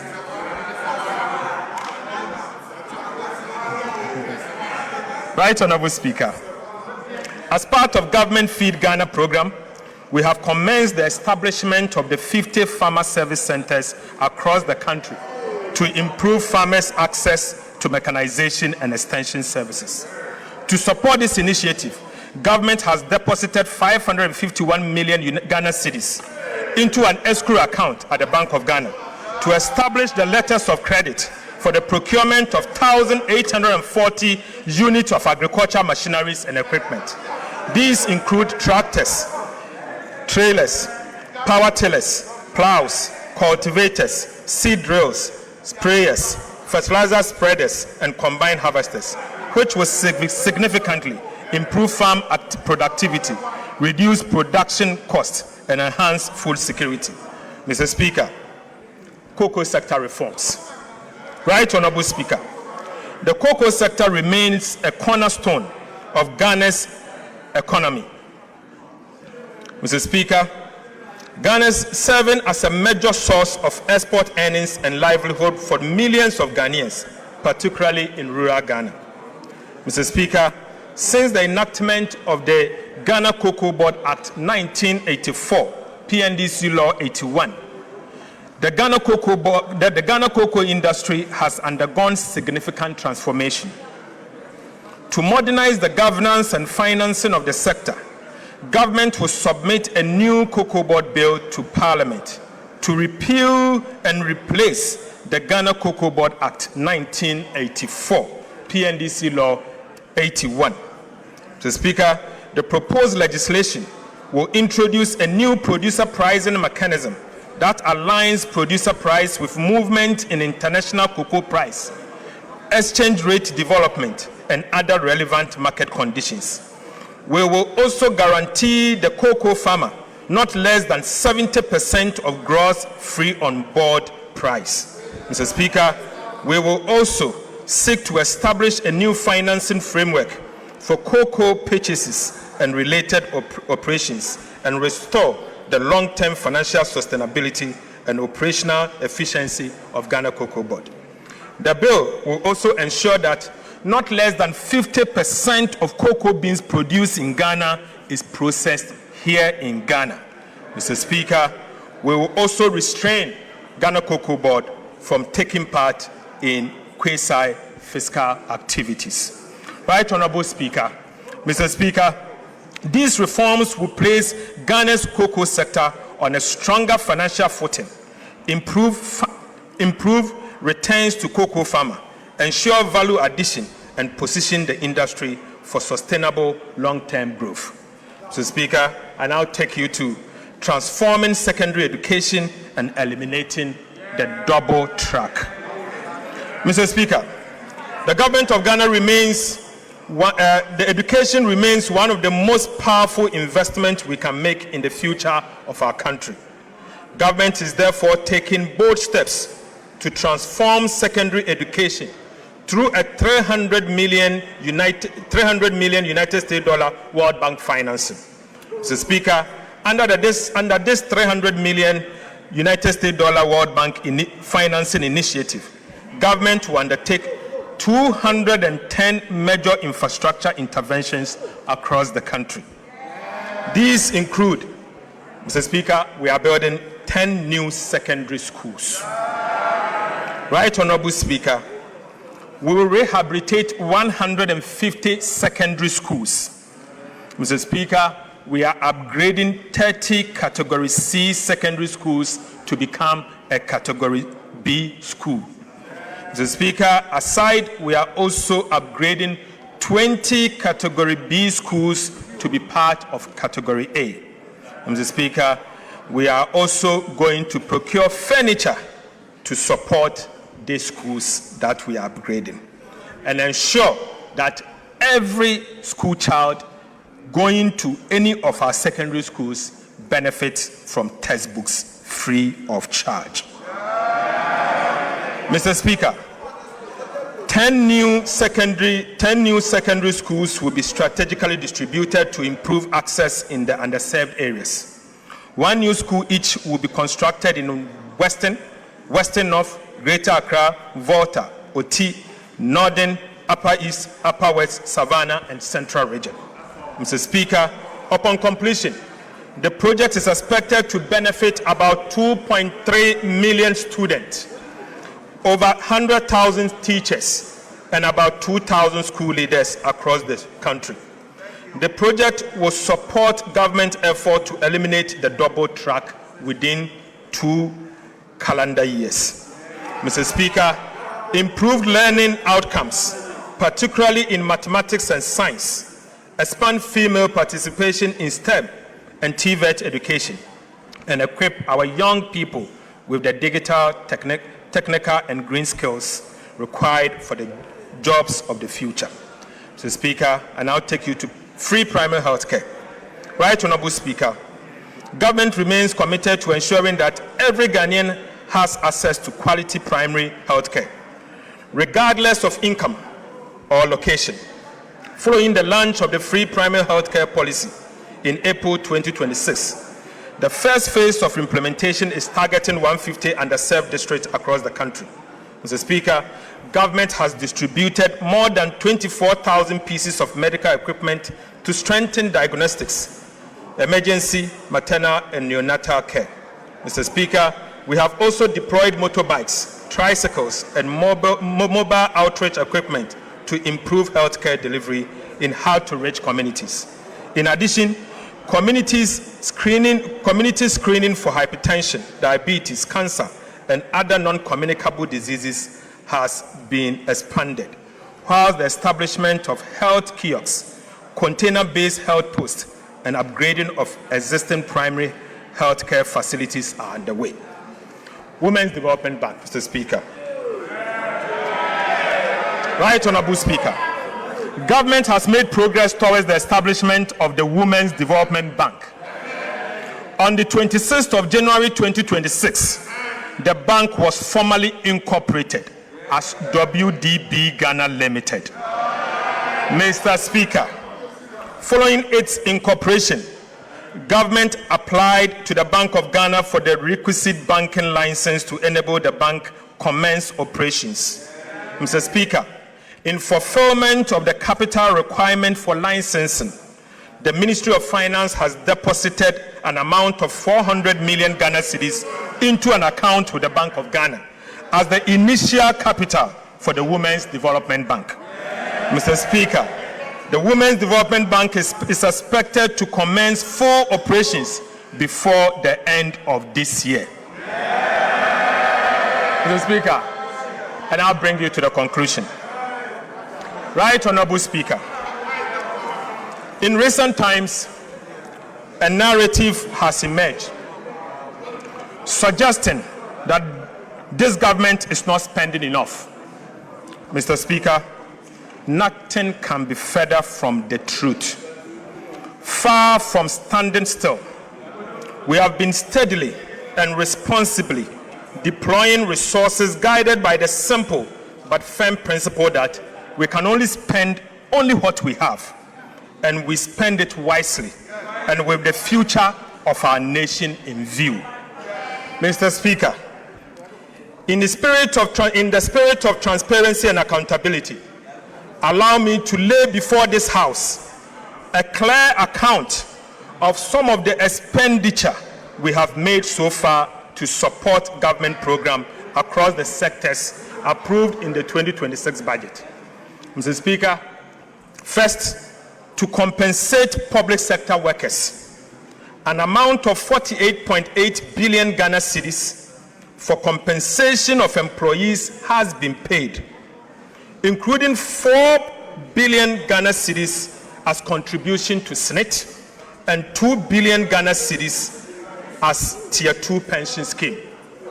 Mr. Speaker, to honor our debt obligation, an amount of 21.5 billion for interest has been paid. To honor our international debt obligation, an amount of $700 million for Eurobond debt service and interest have also been paid. To restore confidence on our financial systems, an amount of 10 billion Ghana cedis to domestic bondholders has been paid. Mr. Speaker, to deepen fiscal decentralization, an amount of 4.4 billion cedis to the District Assembly's Common Fund, representing the first 2 quarters of the year, has been paid.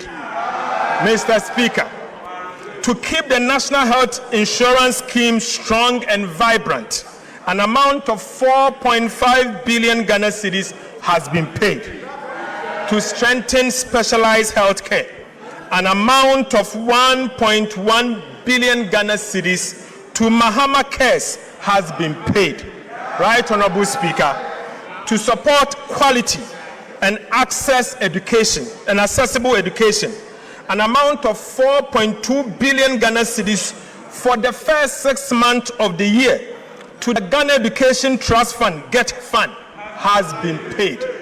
Right Honorable Speaker, to strengthen free secondary education program and ease the burden on families, and an amount of 1.8 billion cedis to the free secondary education program has been paid. Right Honorable Speaker, to improve road maintenance, an amount of 1.7 billion Ghana cedis to the Road Maintenance Trust Fund has been paid. Mr. Speaker, to support job creation for young people, an amount of 459 million Ghana cedis to the Youth Employment Agency has been paid. Mr. Speaker, again to support petroleum sector, an amount of 961 million Ghana cedis to the Ghana National Petroleum Corporation, GNPC, has been paid. Mr. Speaker, to promote development in mining communities and mining institutions, an amount of 458 million to the Mineral Development Fund has been paid. Mr. Speaker, to keep the light on across the country, an amount of 7.1 billion Ghana cedis to the energy sector for stable power supply has been paid. Mr. Speaker, to clear legacy arrests, to clear your arrests, Mr. Speaker, an amount of 5.3 billion Ghana cedis has been paid to, Mr. Speaker, to give remaining to free compulsory basic education, an amount of 76 million Ghana cedis as capitation grant has been paid. Mr. Speaker, to support the most vulnerable in our society, an amount of 485 million Ghana cedis to LEAP beneficiaries has been paid. Mr. Speaker, to provide nutritious meal and keep our children in school, an amount of 877 million to the Ghana School Feeding Program has been paid. Mr. Speaker, to ease the burden on families, an amount of 46 million for BEC registration has been paid. Mr. Speaker, to remove financial barriers to tertiary education, an amount of 537 million for the no-fee stress policy has been paid.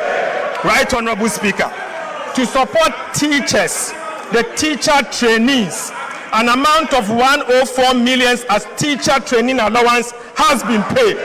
Right, Honorable Speaker, to support nursing training, an amount of 144 million as nursing training allowance has been paid. Mr. Speaker, to strengthen grassroots governance, an amount of 93 million as assembly members allowance has been paid. Mr. Speaker, to promote skills development and entrepreneur, an amount of 45 million for the National Apprenticeship Program has been paid. Mr. Speaker, to support Ghana's participation in the 2026 FIFA World Cup, an amount of 58 million has been paid. Mr. Speaker, to support environmental sustainability, an amount of 477.4 million to ARICOPS has been paid. Mr. Speaker, in fulfillment of our campaign promise, an amount of 1.1 billion Ghana cedis to the Ministry of Food and Agriculture for flagship programs, including food, buffer stock, fertilizers, certified seed distribution, Feed Ghana, irrigation infrastructure has been paid. Right, Honorable Speaker, to modernize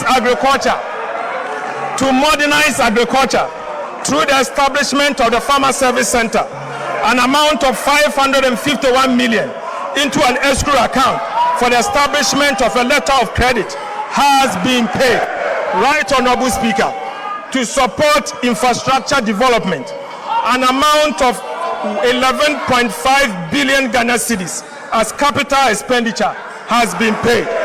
Mr. Speaker, to improve road infrastructure, an amount of 6.5 billion Ghana cedis for the Big Push infrastructure program has been paid. Mr. Speaker, to support education delivery, an amount of 915 million for goods and services under the Ministry of Education, including sanitary pads, has been paid. Mr. Speaker, to ensure smooth and effective functioning of government, an amount of 7.9 billion Ghana cedis for goods and services have been paid. Right, Honorable Speaker, to protect our rivers, forest reserves, and agricultural lands, against the Galamsey menace an amount of 16 million to the National Anti-Illegal Mining Operations Secretariat, NIMOS, has been paid. Mr. Speaker, permit me to end where I began, not with numbers, but with reflection. Mr. Speaker, permit me to end where I began, not with a number, but with a reflection. Right, Honorable Speaker, before this administration took office, this country stood at the edge of an economic cliff. The city was in free fall. Inflation has raised 50%. Our sovereign debt rated junk. Our access to the world capital market had been cut off. And for the 17th time in our history, Ghana turned to the IMF for a bailout. Mr. Speaker, that was the Ghana we inherited. Today, inflation stands at 5.3%. Our currency, the Ghana cedi, has stabilized. Economic growth is above 6% and broad-based. Our debt to GDP is now 45%, years ahead of schedule. The primary balance is in surplus, not in deficit. Interest rates have declined significantly, and Ghana has successfully completed the final review of the IMF bailout program. Mr. Speaker, we promised to move this economy from the emergency room to the wellness center. Mr. Speaker, we have kept that promise. Mr. Speaker, I give this House my firm assurance this economy will never return to the emergency room under our watch. Right, Honorable Speaker? I want to give this House my firm assurance that this economy will never return to the emergency room under our watch. Mr. Speaker, let me be clear. These achievements do not belong to government. They belong to the people of Ghana. Behind every number in this statement is the sacrifice of an ordinary Ghanaian. The pensioner who accepted painful and crude haircuts on a lifetime savings. The bank and businesses that absorbed extraordinary losses and costs. Millions of citizens who endured difficult adjustments so that their country could recover. And the market trader, the nurse, the teacher, the entrepreneur, and the young graduate who lived through some of the hardest months in our recent history and never gave up on his country. Mr. Speaker, stabilization was not won in this chamber alone. It was won in homes, on farms, in workshops, in marketplaces, and through the patience and resilience of the Ghanaian people. This administration will never take that sacrifice for granted. Mr. Speaker, we know that inflation alone does not refill an empty pot.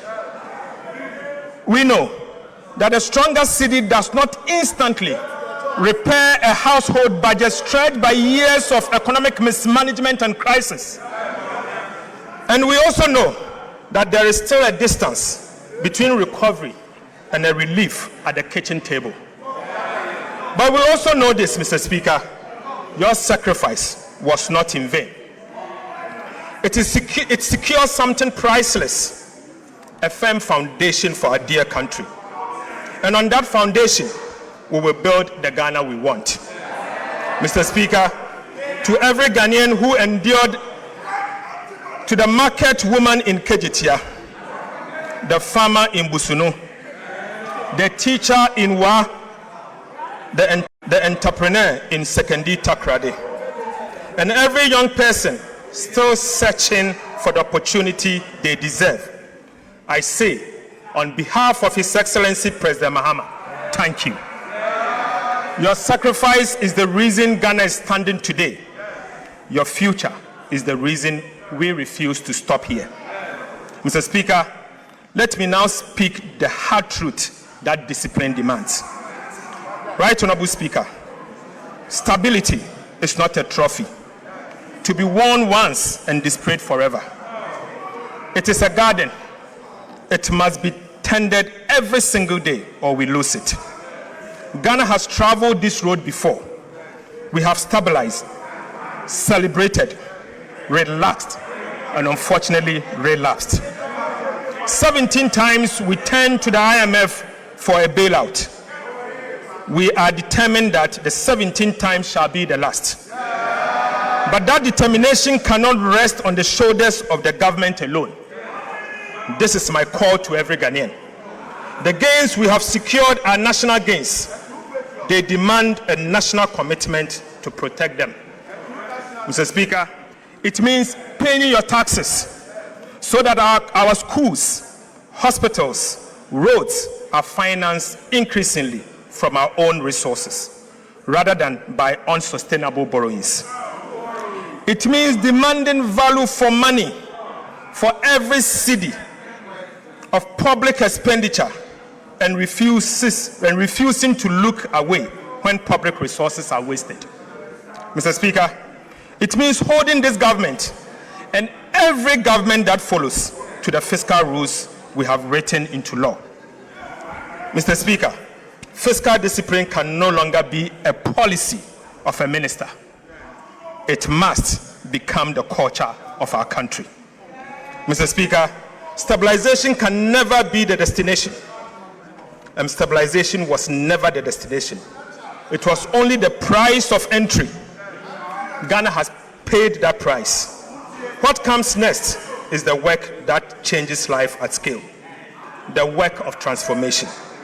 Through the new economy that His Excellency President Mahama will unveil, we will build an economy that does not merely withstand shocks, but create jobs, generate wealth, and grow on the strength of what Ghana produces.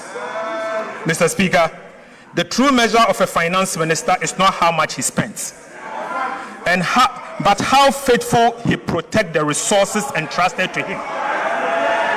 Right, Honorable Speaker, the true measure of a finance minister is not how much he spends, but how faithful he protects the resources entrusted to him. The money we manage does not belong to those entrusted to manage it. It belongs to the people of Ghana. Mr. Speaker, it belongs to you and belongs to all of us. Every cedi collected in taxes, every cedi borrowed, and every cedi spent carries with it a sacred obligation to use it wisely, honestly, and always in the national interest. My assurance to this House and to every Ghanaian is simple: your money is safe. Your money is safe.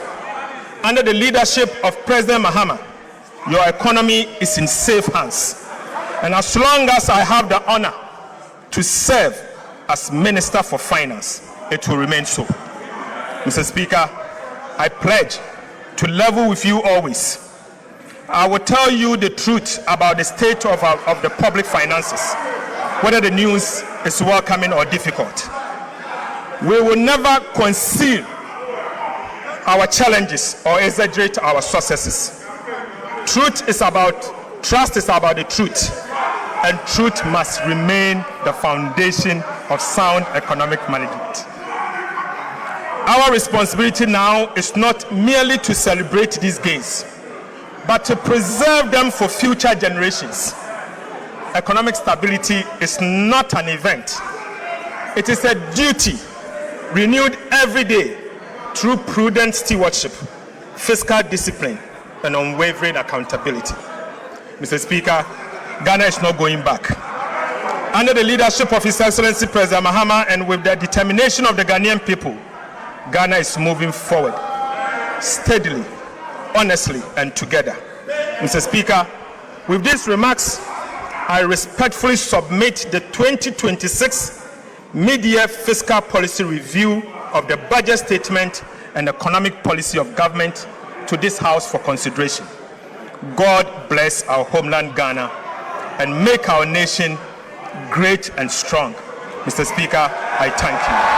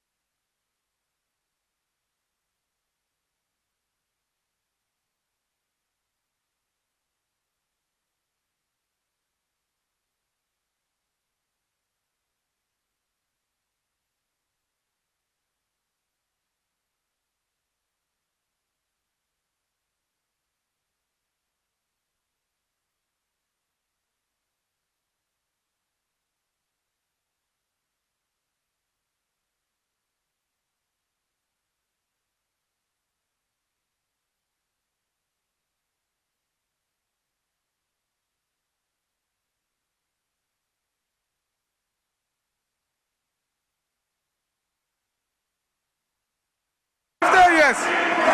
For 50 years.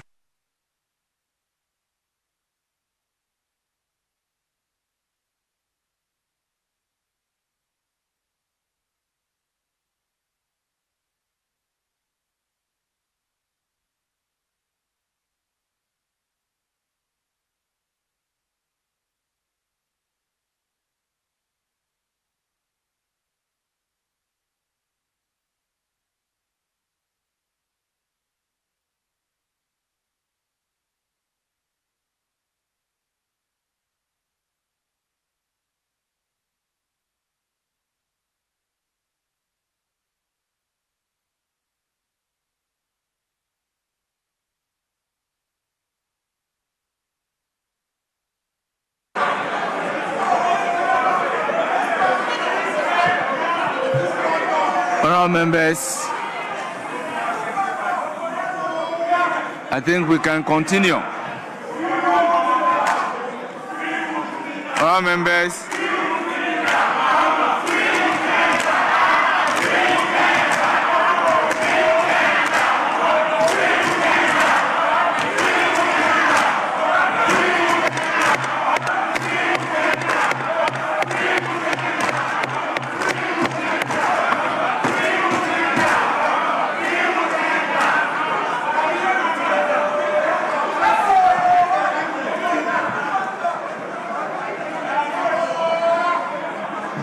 Members,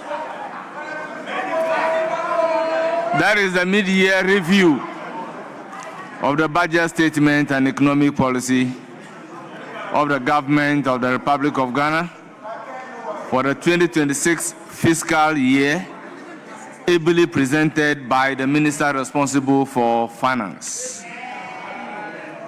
Honourable Minority Leader.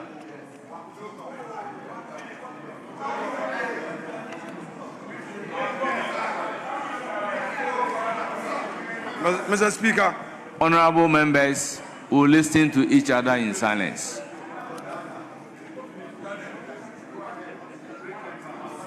Mr. Speaker, the Finance Minister has just told this House that the true character of a Finance Minister is not determined by how much he spends. Such a statement must cause palpitation among ministers of state.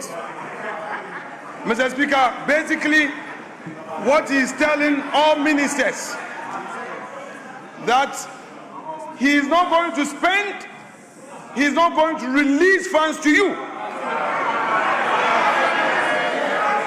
Mr. Speaker, already you are suffering and you've been redundant in your various ministries. His deputy minister told the nation that 1.6 billion was released to the Agric minister. Today, he says only 1.1 billion. You see, the true measure of a finance minister is not how much he spends. Mr. Speaker, throughout his review, there was no policy announcement for the cocoa sector. The 4 million farmers, the 4 million cocoa farmers are suffering. This finance minister, since he took over as a supervising minister responsible for cocoa, we have seen suffering and wailing, and he comes here to lament. Mr. Speaker, he talks about determining the true cost of economic policy. The true cost. He's talking about having met some debt. What he has forgotten, that he refused good counsel from the minority. When Gold Board and Bank of Ghana charges on the gold for reserve policy was at 15%, we cautioned. He didn't listen. Later, IMF forced them to reduce it to 9%. 3 days ago, the governor announced that he was no more going to participate in this gold for reserve. It's too late in the day. You've already incurred losses of 9.6 billion. That is what the IMF told you. And you come here, you're saying prudent management of the economy. Really? Mr. Speaker, this review is full of English with empty payment. The payment, he said, is done. He said they've done some payment. Why didn't he give us details? You paid your party members. You paid your party members. The monies have gone to your party members. And Mr. Speaker, the Nkukon Kitinkiti project has now become protein. Honourable members, I insist we listen to each other in silence. The Nkukon Kitinkiti has become protein for your party executives. They are all cooking Akukon Kwai. It is now Akukon Kwai. Mr. Speaker, I want the finance minister to walk the talk. If you come here and you say 24-hour market, 24-hour market at 42 million cedis, and you've abandoned the Agenda 111. The hospitals, that should be your priority. You are not constructing the hospitals. Then you are spending a whooping sum of 42 million, and you say you release 80% to the assemblies. Mr. Speaker, meanwhile, you are using the assemblies, their own allocation, to pay for the 24-hour economy. When there are no hospitals, how do you say you are constructing markets? Mr. Speaker, this review is uninspiring. There is no inspiration.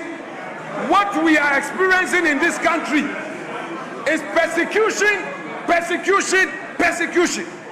For the first time, we are seeing political imprisonment. One to me is a political prisoner. Mr. Speaker, Camilla Al-Hassan, a young mother of 3, is also a political prisoner, telling you how intolerant you are, and you are here telling us you are running an economy. You want this to be a one-sided parliament. When people criticize you, you threaten them. A lot of my MPs here have been threatened. You are threatening members of parliament with prosecution. Let me serve a warning to the Attorney General that the ravening clouds shall no longer be victorious. They shall not long possess the sky. Be careful. 2028, you'll be in opposition. 2028. If you are not careful, Mr. Speaker, if you don't stop now, you will go and meet one to me there, and one to me will be out, and you will go in. So I'm advising you, let us all be measured. We welcome the reforms by the finance minister, and for the first time, he did something patriotic by acknowledging the digitalization reforms we introduced in government payments. Today he has acknowledged it. Mr. Speaker, we commend you for acknowledging MPP. We commend you, but you can do better. Tell your government to free all political prisoners. Dr. Ato Forson, tell your government to free all political prisoners. One to me deserve justice. Camilla Al-Hassan deserve justice. The MPs behind me that you have lined them up for persecution, listen, you can decide to imprison every MP. It will not shut us down. We will criticize you. We will hold your feet to account, and we'll make sure you account for every city you spend. But you know what? The good news is that you are on your way to opposition.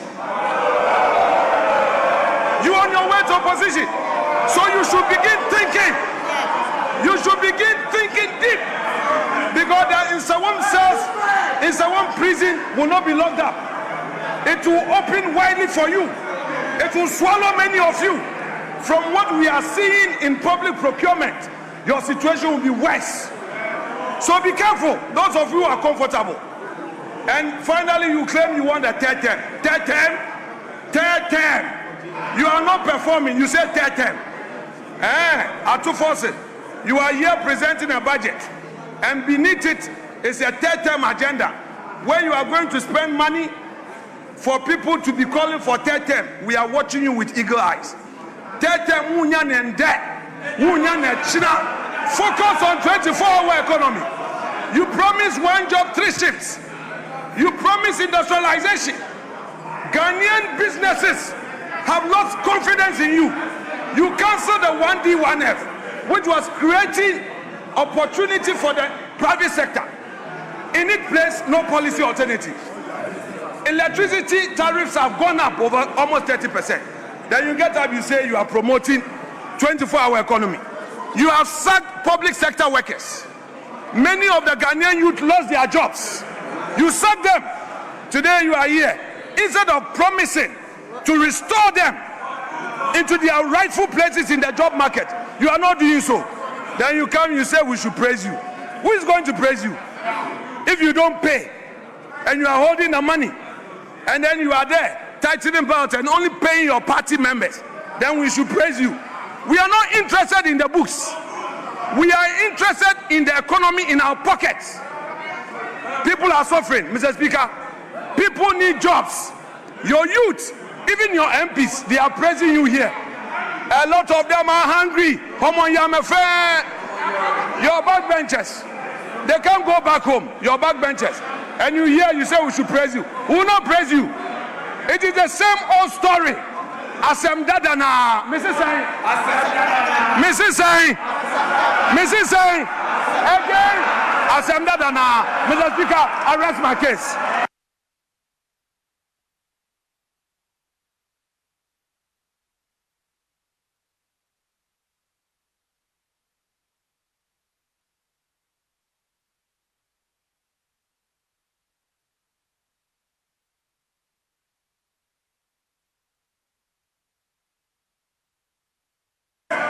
Yes, Majority Leader.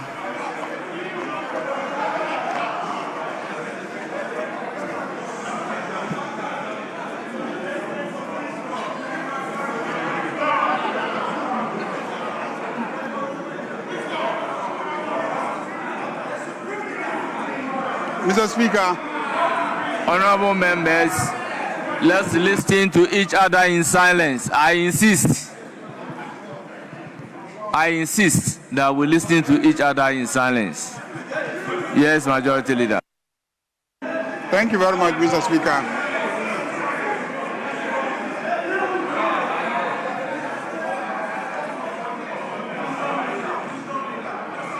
Mr. Speaker,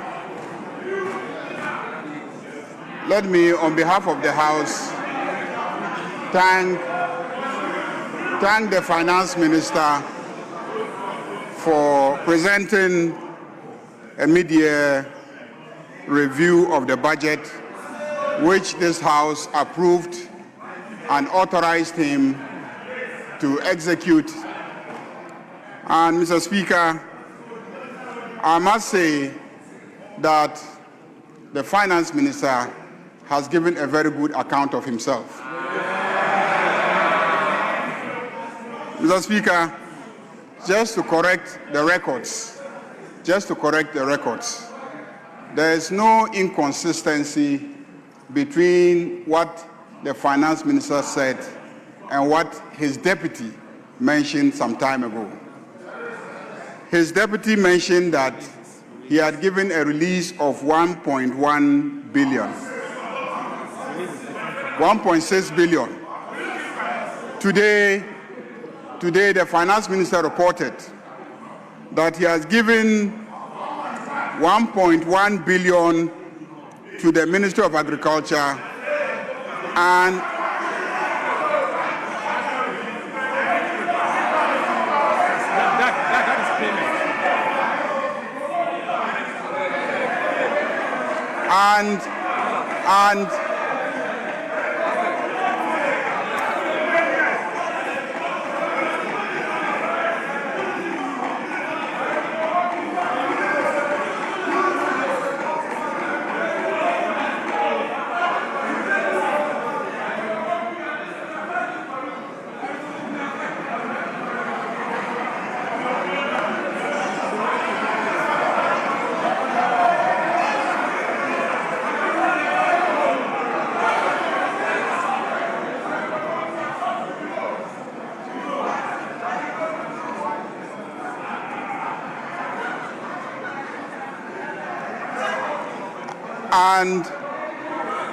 he also paid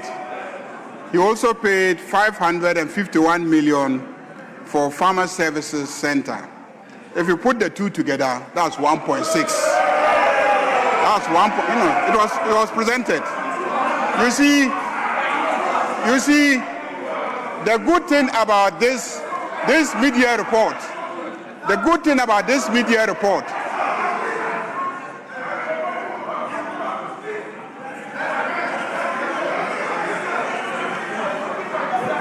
Honorable members, for once, let's listen to each other in silence. Honorable members, please. The good thing about this report is that it was presented live on national television. Everybody was watching and they saw the figures projected. So if the minority leader engages in a slip of tongue, it is important for me to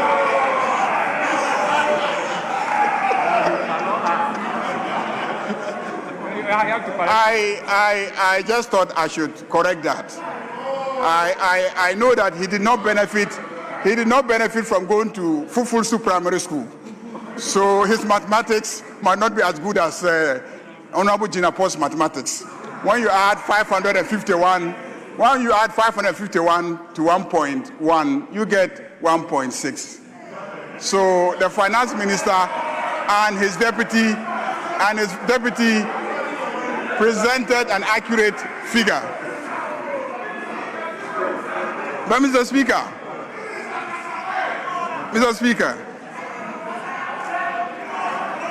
we were in this country, in this parliament, and there was a finance minister who told us that he could not run this economy without taxing our Momo transfers. That he could not run this economy without taxing our Momo transfers. A finance minister who could not run the economy without going for debts. Today, we have a finance minister who has abolished all those taxes, and yet he is successfully managing our economy. We have a finance minister who is not borrowing recklessly, but is successfully managing our economy. That is why I said that this finance minister has clearly given a good account of himself. Mr. Speaker, Ghanaians are struggling, working day and night to pay the debts, to fix the economy. Like the minister has indicated, ordinary Ghanaians are making sacrifices. Where is the man who put us in the debt? Where is Ken Ofori-Atta? After borrowing recklessly, creating the debts, he has gone and he is hiding in the United States of America. We must bring Ken Ofori-Atta back. Ken Ofori-Atta should be brought back to come and account to the good people of Ghana why he so grossly mismanaged our finances and left ordinary Ghanaians to struggle and fix the economy whilst he enjoys in the United States of America. And this is a man who was presented by the NPP as a finance minister. And the same people are telling Ghanaians that they should be brought back to power. So that you do what with power? You will bring Ken Ofori-Atta back and he will come and be building cathedrals. Mr. Speaker, this media report clearly indicates that the cathedral project is not ongoing. Mr. Speaker, what is ongoing is the construction of new schools. What is ongoing is the improvement of existing schools. What is ongoing is the improvement of the quality of schools. This mid-year report shows that what is ongoing is the construction of roads, the construction of bridges never seen in the history of Ghana before. Mr. Speaker, this finance minister has indeed given a good account of himself. And that is why this House must commend him highly. Mr. Speaker, clearly, under this finance minister, Ghana is working again.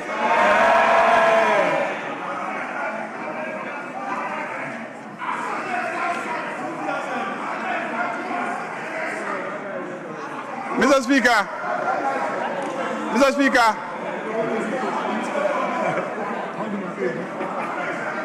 I believe that with Dr. Ato Forson managing our economy, we can all go to sleep with two eyes closed, because he will deliver. Mr. Speaker, as for the issues that my friends in the minority have raised, I am surprised that when we have been presented with a mid-year review of the budget, we are seeking to castigate the judiciary of this country. You are castigating the judiciary because it is not the Attorney General who convicted Wontumi. It is not Ato Forson who convicted Wontumi. It is a judge who convicted Wontumi. So the place to go to is the court, where he has been convicted. Go and fight your case in the court.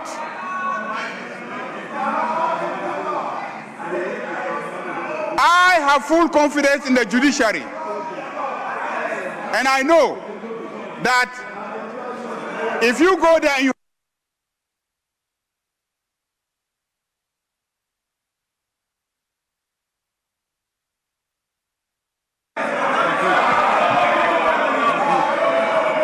Mr. Speaker, this is not a forum to discuss Wontumi. It won't be fair to Wontumi for us to make him the subject matter of debate.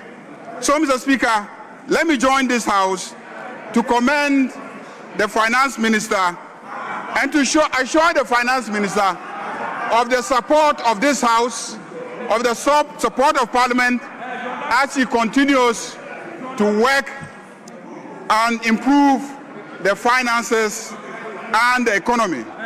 Finance Minister, this morning or this afternoon, you have laid a number of bills.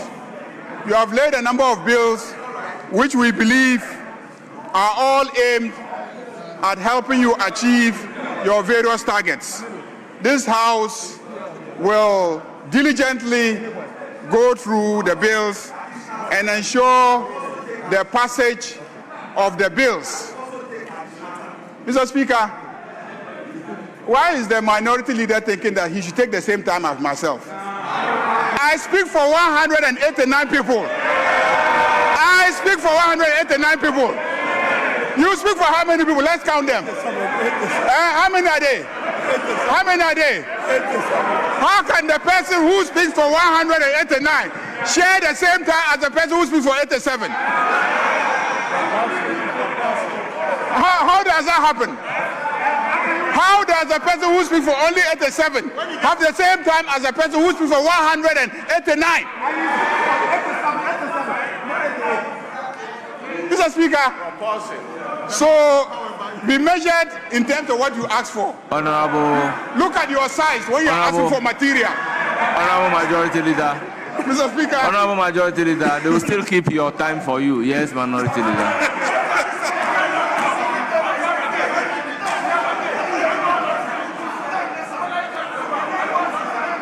Yes, Minority Leader.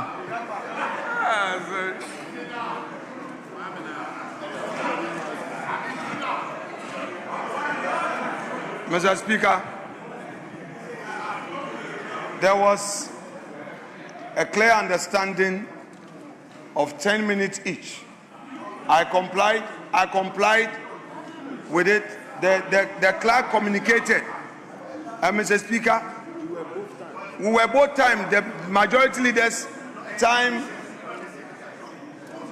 ended. And then he was given additional time. Mr. Speaker, I was going to talk about the free SHS that they couldn't implement with internally generated funds, and now they are going to borrow. But I held back. Mr. Speaker, just exiting IMF, they've gone for 1 billion cedis. I kept quiet. Mr. Speaker, $1 billion. But because I wanted to act within time, I acted within time. And now the majority leader has been given extended time. And all he says is that he needs 189, which will soon dissipate. Mr. Speaker, I think the right time for debate will come. He should try and end this so that we delve into the issues, because the finance minister for 2 hours on his sparring message. Minority Leader, with all due respect, all I want to say. Let me bring it to your attention that I am not the timekeeper. They are keeping the time up there, which would automatically cut at 10 minutes. I think the clerk can attest to that. Yes, Majority Leader.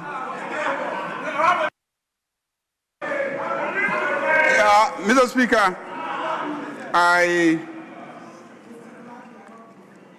if you observe, for most of the time I was on my feet. I was not talking because you were making a lot of noise and heckling.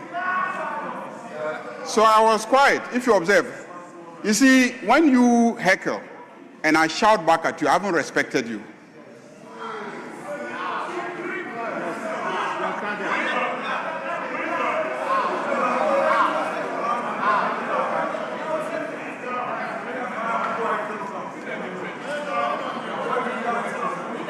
The reason is that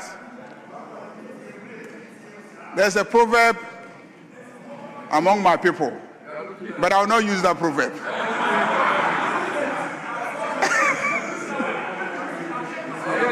So please, when you are talking, I keep quiet because I respect you. I have to listen to you. If you are talking across and I'm also talking across, we are not listening to each other. And the children who are watching from home will be learning a very bad lesson.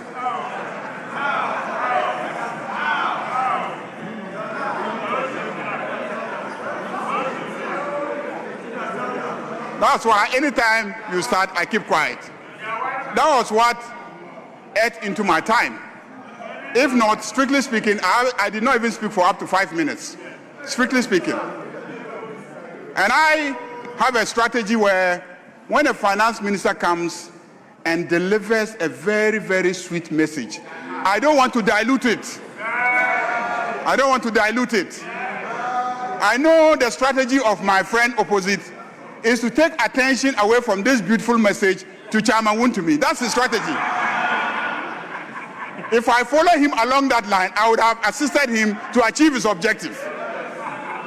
So I will not discuss those matters. So let us leave it here. We'll have the time to comment on the statement. In fact, about 2 or 3 days to comment on the statement. At the level of leadership, we'll discuss the time allotment. The proposal is that we start the commentary tomorrow. Will we be sufficiently prepared to start tomorrow? Yeah. It's obvious that you are not ready now. Because when you were given the opportunity, you were talking about Wontumi.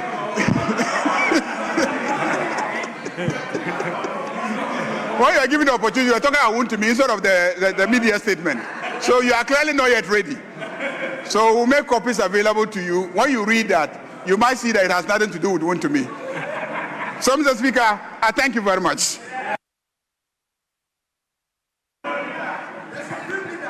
Honourable members, we defer further comment on the statement. We then turn to order paper addendum 2. At commencement of public business, presentation of papers.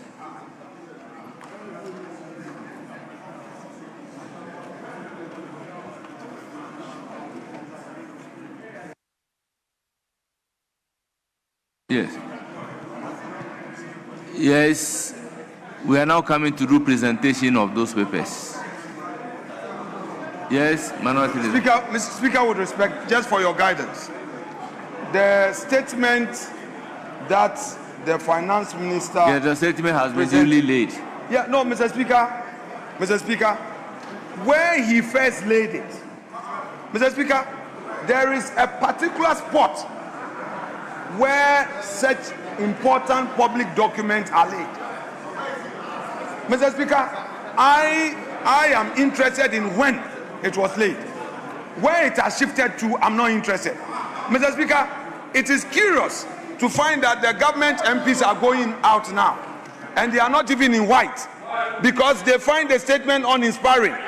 The last time they came in white and now all of them are running away. You see, Mr. Speaker, all of them are going out. I said it. All of them are leaving. They are not even well attired in their usual white because there's no inspiration.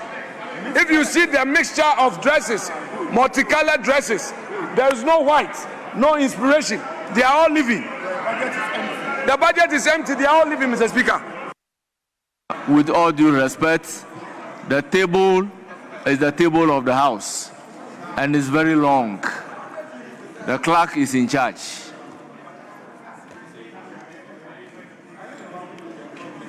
Honorable Minister responsible for finance, you may now lay item numbered 1 on the order paper addendum 2.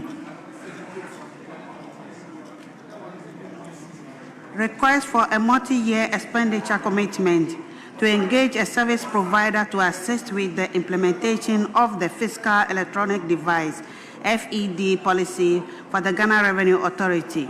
Request for a multi-year expenditure commitment to engage a firm to develop and deploy the Ghana Domestic Revenue Collection Platform. Request for a multi-year expenditure commitment to engage Principal Consult Limited to develop, implement, and deploy cross-border e-commerce VAT monitoring and collection system, the Sentinel system for the Ghana Revenue Authority. Honourable members, the item numbered 1 on the order paper addendum 2 at page 1, I have all been duly presented and they are referred to the Finance Committee for consideration and reports. Yes. Mr. Speaker, I rise Standing Order 97.3. And Mr. Speaker, with your permission, I read Standing Order 97.3. A short explanation statement shall be made by the person presenting the paper where requested by the House or a member upon the presentation. Mr. Speaker, papers haven't been laid. Yes, the Finance Minister. Honorable Finance Minister.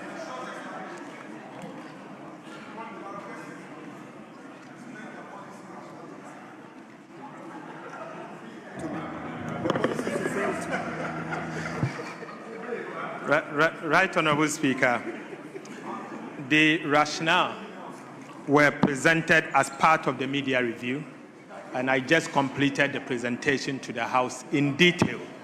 Each one of them, I spent over 10 minutes to explain each of them in the media review. Mr. Speaker, under the Fiscal Electronic Devices, I made a statement on it. Under the Sentinel, being the cross-border, I made a statement on it. Each one of them, Mr. Speaker, I provided detail to the House. Thank you, Mr. Speaker. Yes, Honorable Habib. Mr. Speaker, the Finance Minister is a senior person in this chamber. at the time you were reading the statement, you were not laying any paper. So any explanation on the statement that you read was not part of the procedure of this. Now you are laying a paper, and it is within our standing orders in 97.3. You were reading the statement under 91. So you should do the needful, but you cannot refer us to the statement that you have made. In fact, we were not listening because it was boring. Honorable Deputy Whip, by what standard are you measuring the explanation given by the Finance Minister? Mr. Speaker, he didn't explain. The rule says Mr. Speaker, he didn't explain. He only said explanation. The rules says you give a short explanation, and that is the short explanation. So the requirement of the rules have been met. Mr. Speaker, with respect, he didn't explain. He only said in his statement. He explained it in his statement. Yes. And in his statement, he was not laying any paper. He's laying the paper now, so he should give the explanation. But that is the explanation he has given, making reference to his presentation. Yes, Majority Leader. Mr. Speaker, the same order 97.3 says a short explanatory statement may be made by the person presenting a paper where requested by the House or a member upon the presentation. 2 earlier on says, if so desired by the person presenting a paper, a short explanatory statement may be made by the person upon the presentation of the paper. This person has already made a statement. He made a statement, and then immediately he finished making the statement, has laid papers pursuant to the statement that he has made. So I don't think that there is much to delay us in this.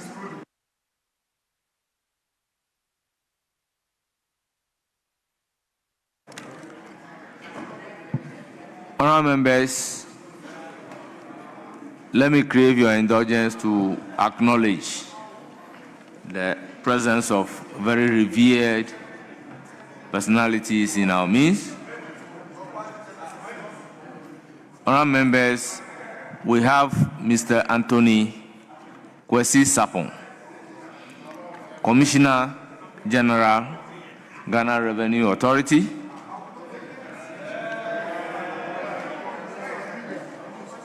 We have Honorable Alexander Adomako Mensah,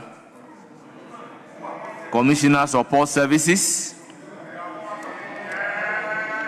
We have Dr. Martin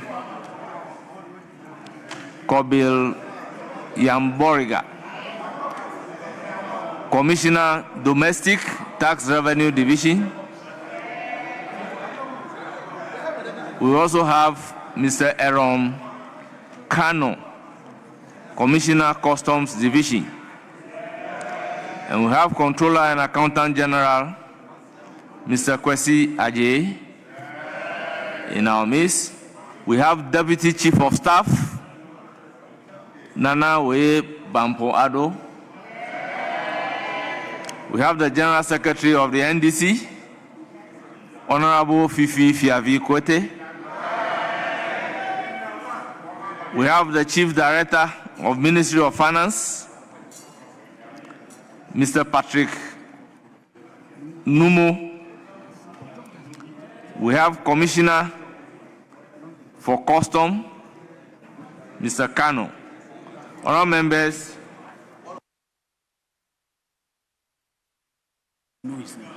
we have the Governor of the Bank of Ghana, Dr. Johnson Esiama. On your behalf, the Deputy Governor is also here. On your behalf, I welcome all of them to Parliament of Ghana and urge them to have a fruitful visit. Once again, you are welcome. Yes, Minority Leader. Mr. Speaker, I'm concerned about what you just said, that these appointees who accompanied the finance minister into this chamber are our guests. These are non-ministerial appointees. They said a lean government. Look at all the appointments they've made. Mr. Speaker, is this a lean government? And Mr. Speaker, when it got to the governor, your face changed. Mr. Speaker, when it got to mention the governor's name, your face changed. You were full of smiles. What is it that you know that we don't know, Mr. Speaker? Honorable Minority Leader, with all humility, on this occasion you are completely out of order. Yes, Majority Leader, any indication? It's started at 12, yes. So, Mr. Speaker, we started at 12. It started at 1, so we're not. Oh, Mr. Speaker, I move that. Oh, Mr. Speaker, what happened to the minority side? Mr. Speaker, what happened? Are you dazed? They are dazed by the statement. They are dazed by the statement. This message is so sweet. They are beginning to imagine how many more years they are going to stay in opposition. And how many more of their numbers will come to NDC in the next election if we continue to do these good things. So, Mr. Speaker, on that note, I move that this House adjourns till tomorrow at 12 noon. Thank you, Mr. Speaker. Yes, Minority Leader. Mr. Speaker, ordinarily, I have a duty to second a motion for adjournment, especially so when it's coming from the Majority Leader. But, Mr. Speaker, what's the time? It's 5:30 p.m. It is time to consider the motion on restoring the thousands who have been dismissed. Mr. Speaker, I will pray this House to continue debate on the motion, a motion that seeks to restore jobs. Thousands were fired through government directive. Mr. Speaker, the motion has been on the other paper for far too long, and the Majority Leader says we should adjourn. Mr. Speaker, he is the leader of government business. There are many youths who were denied opportunity to work. Some had worked since 2017, 2018, all the way to 2024. They've all been sacked to go and sit at home. Their families, these were breadwinners. And today it is clear that the minority is not being given the opportunity to conclude on this motion for this House to go into this matter. Mr. Speaker, it's unfortunate. Those people are still suffering and are unemployed. They are home. So, Mr. Speaker, Honorable Minority Leader, if the Majority will you Leader want wants to us move to the adjourn, motion and let me dismiss Mr. it? Speaker, if the Majority Leader wants us to leave here, Mr. Speaker, as for me, ordinarily, I will not support him. But, Mr. Speaker, I will reluctantly second it. Honourable members, motion move. Yes. Mr. Speaker, Honourable members. Mr. Speaker, it is obvious that he wasn't ready to move the motion on behalf of the dismissed people. Honourable members, motion move and seconded. It is for the consideration of the House. This is a motion for adjournment. I will therefore put a question. As many as are in favor, say aye. Those against, say no. Honourable members, the ayes have it. The motion is adopted. Accordingly, the House is adjourned. Thanks for watching. Please like, subscribe, and click on the bell for more updates.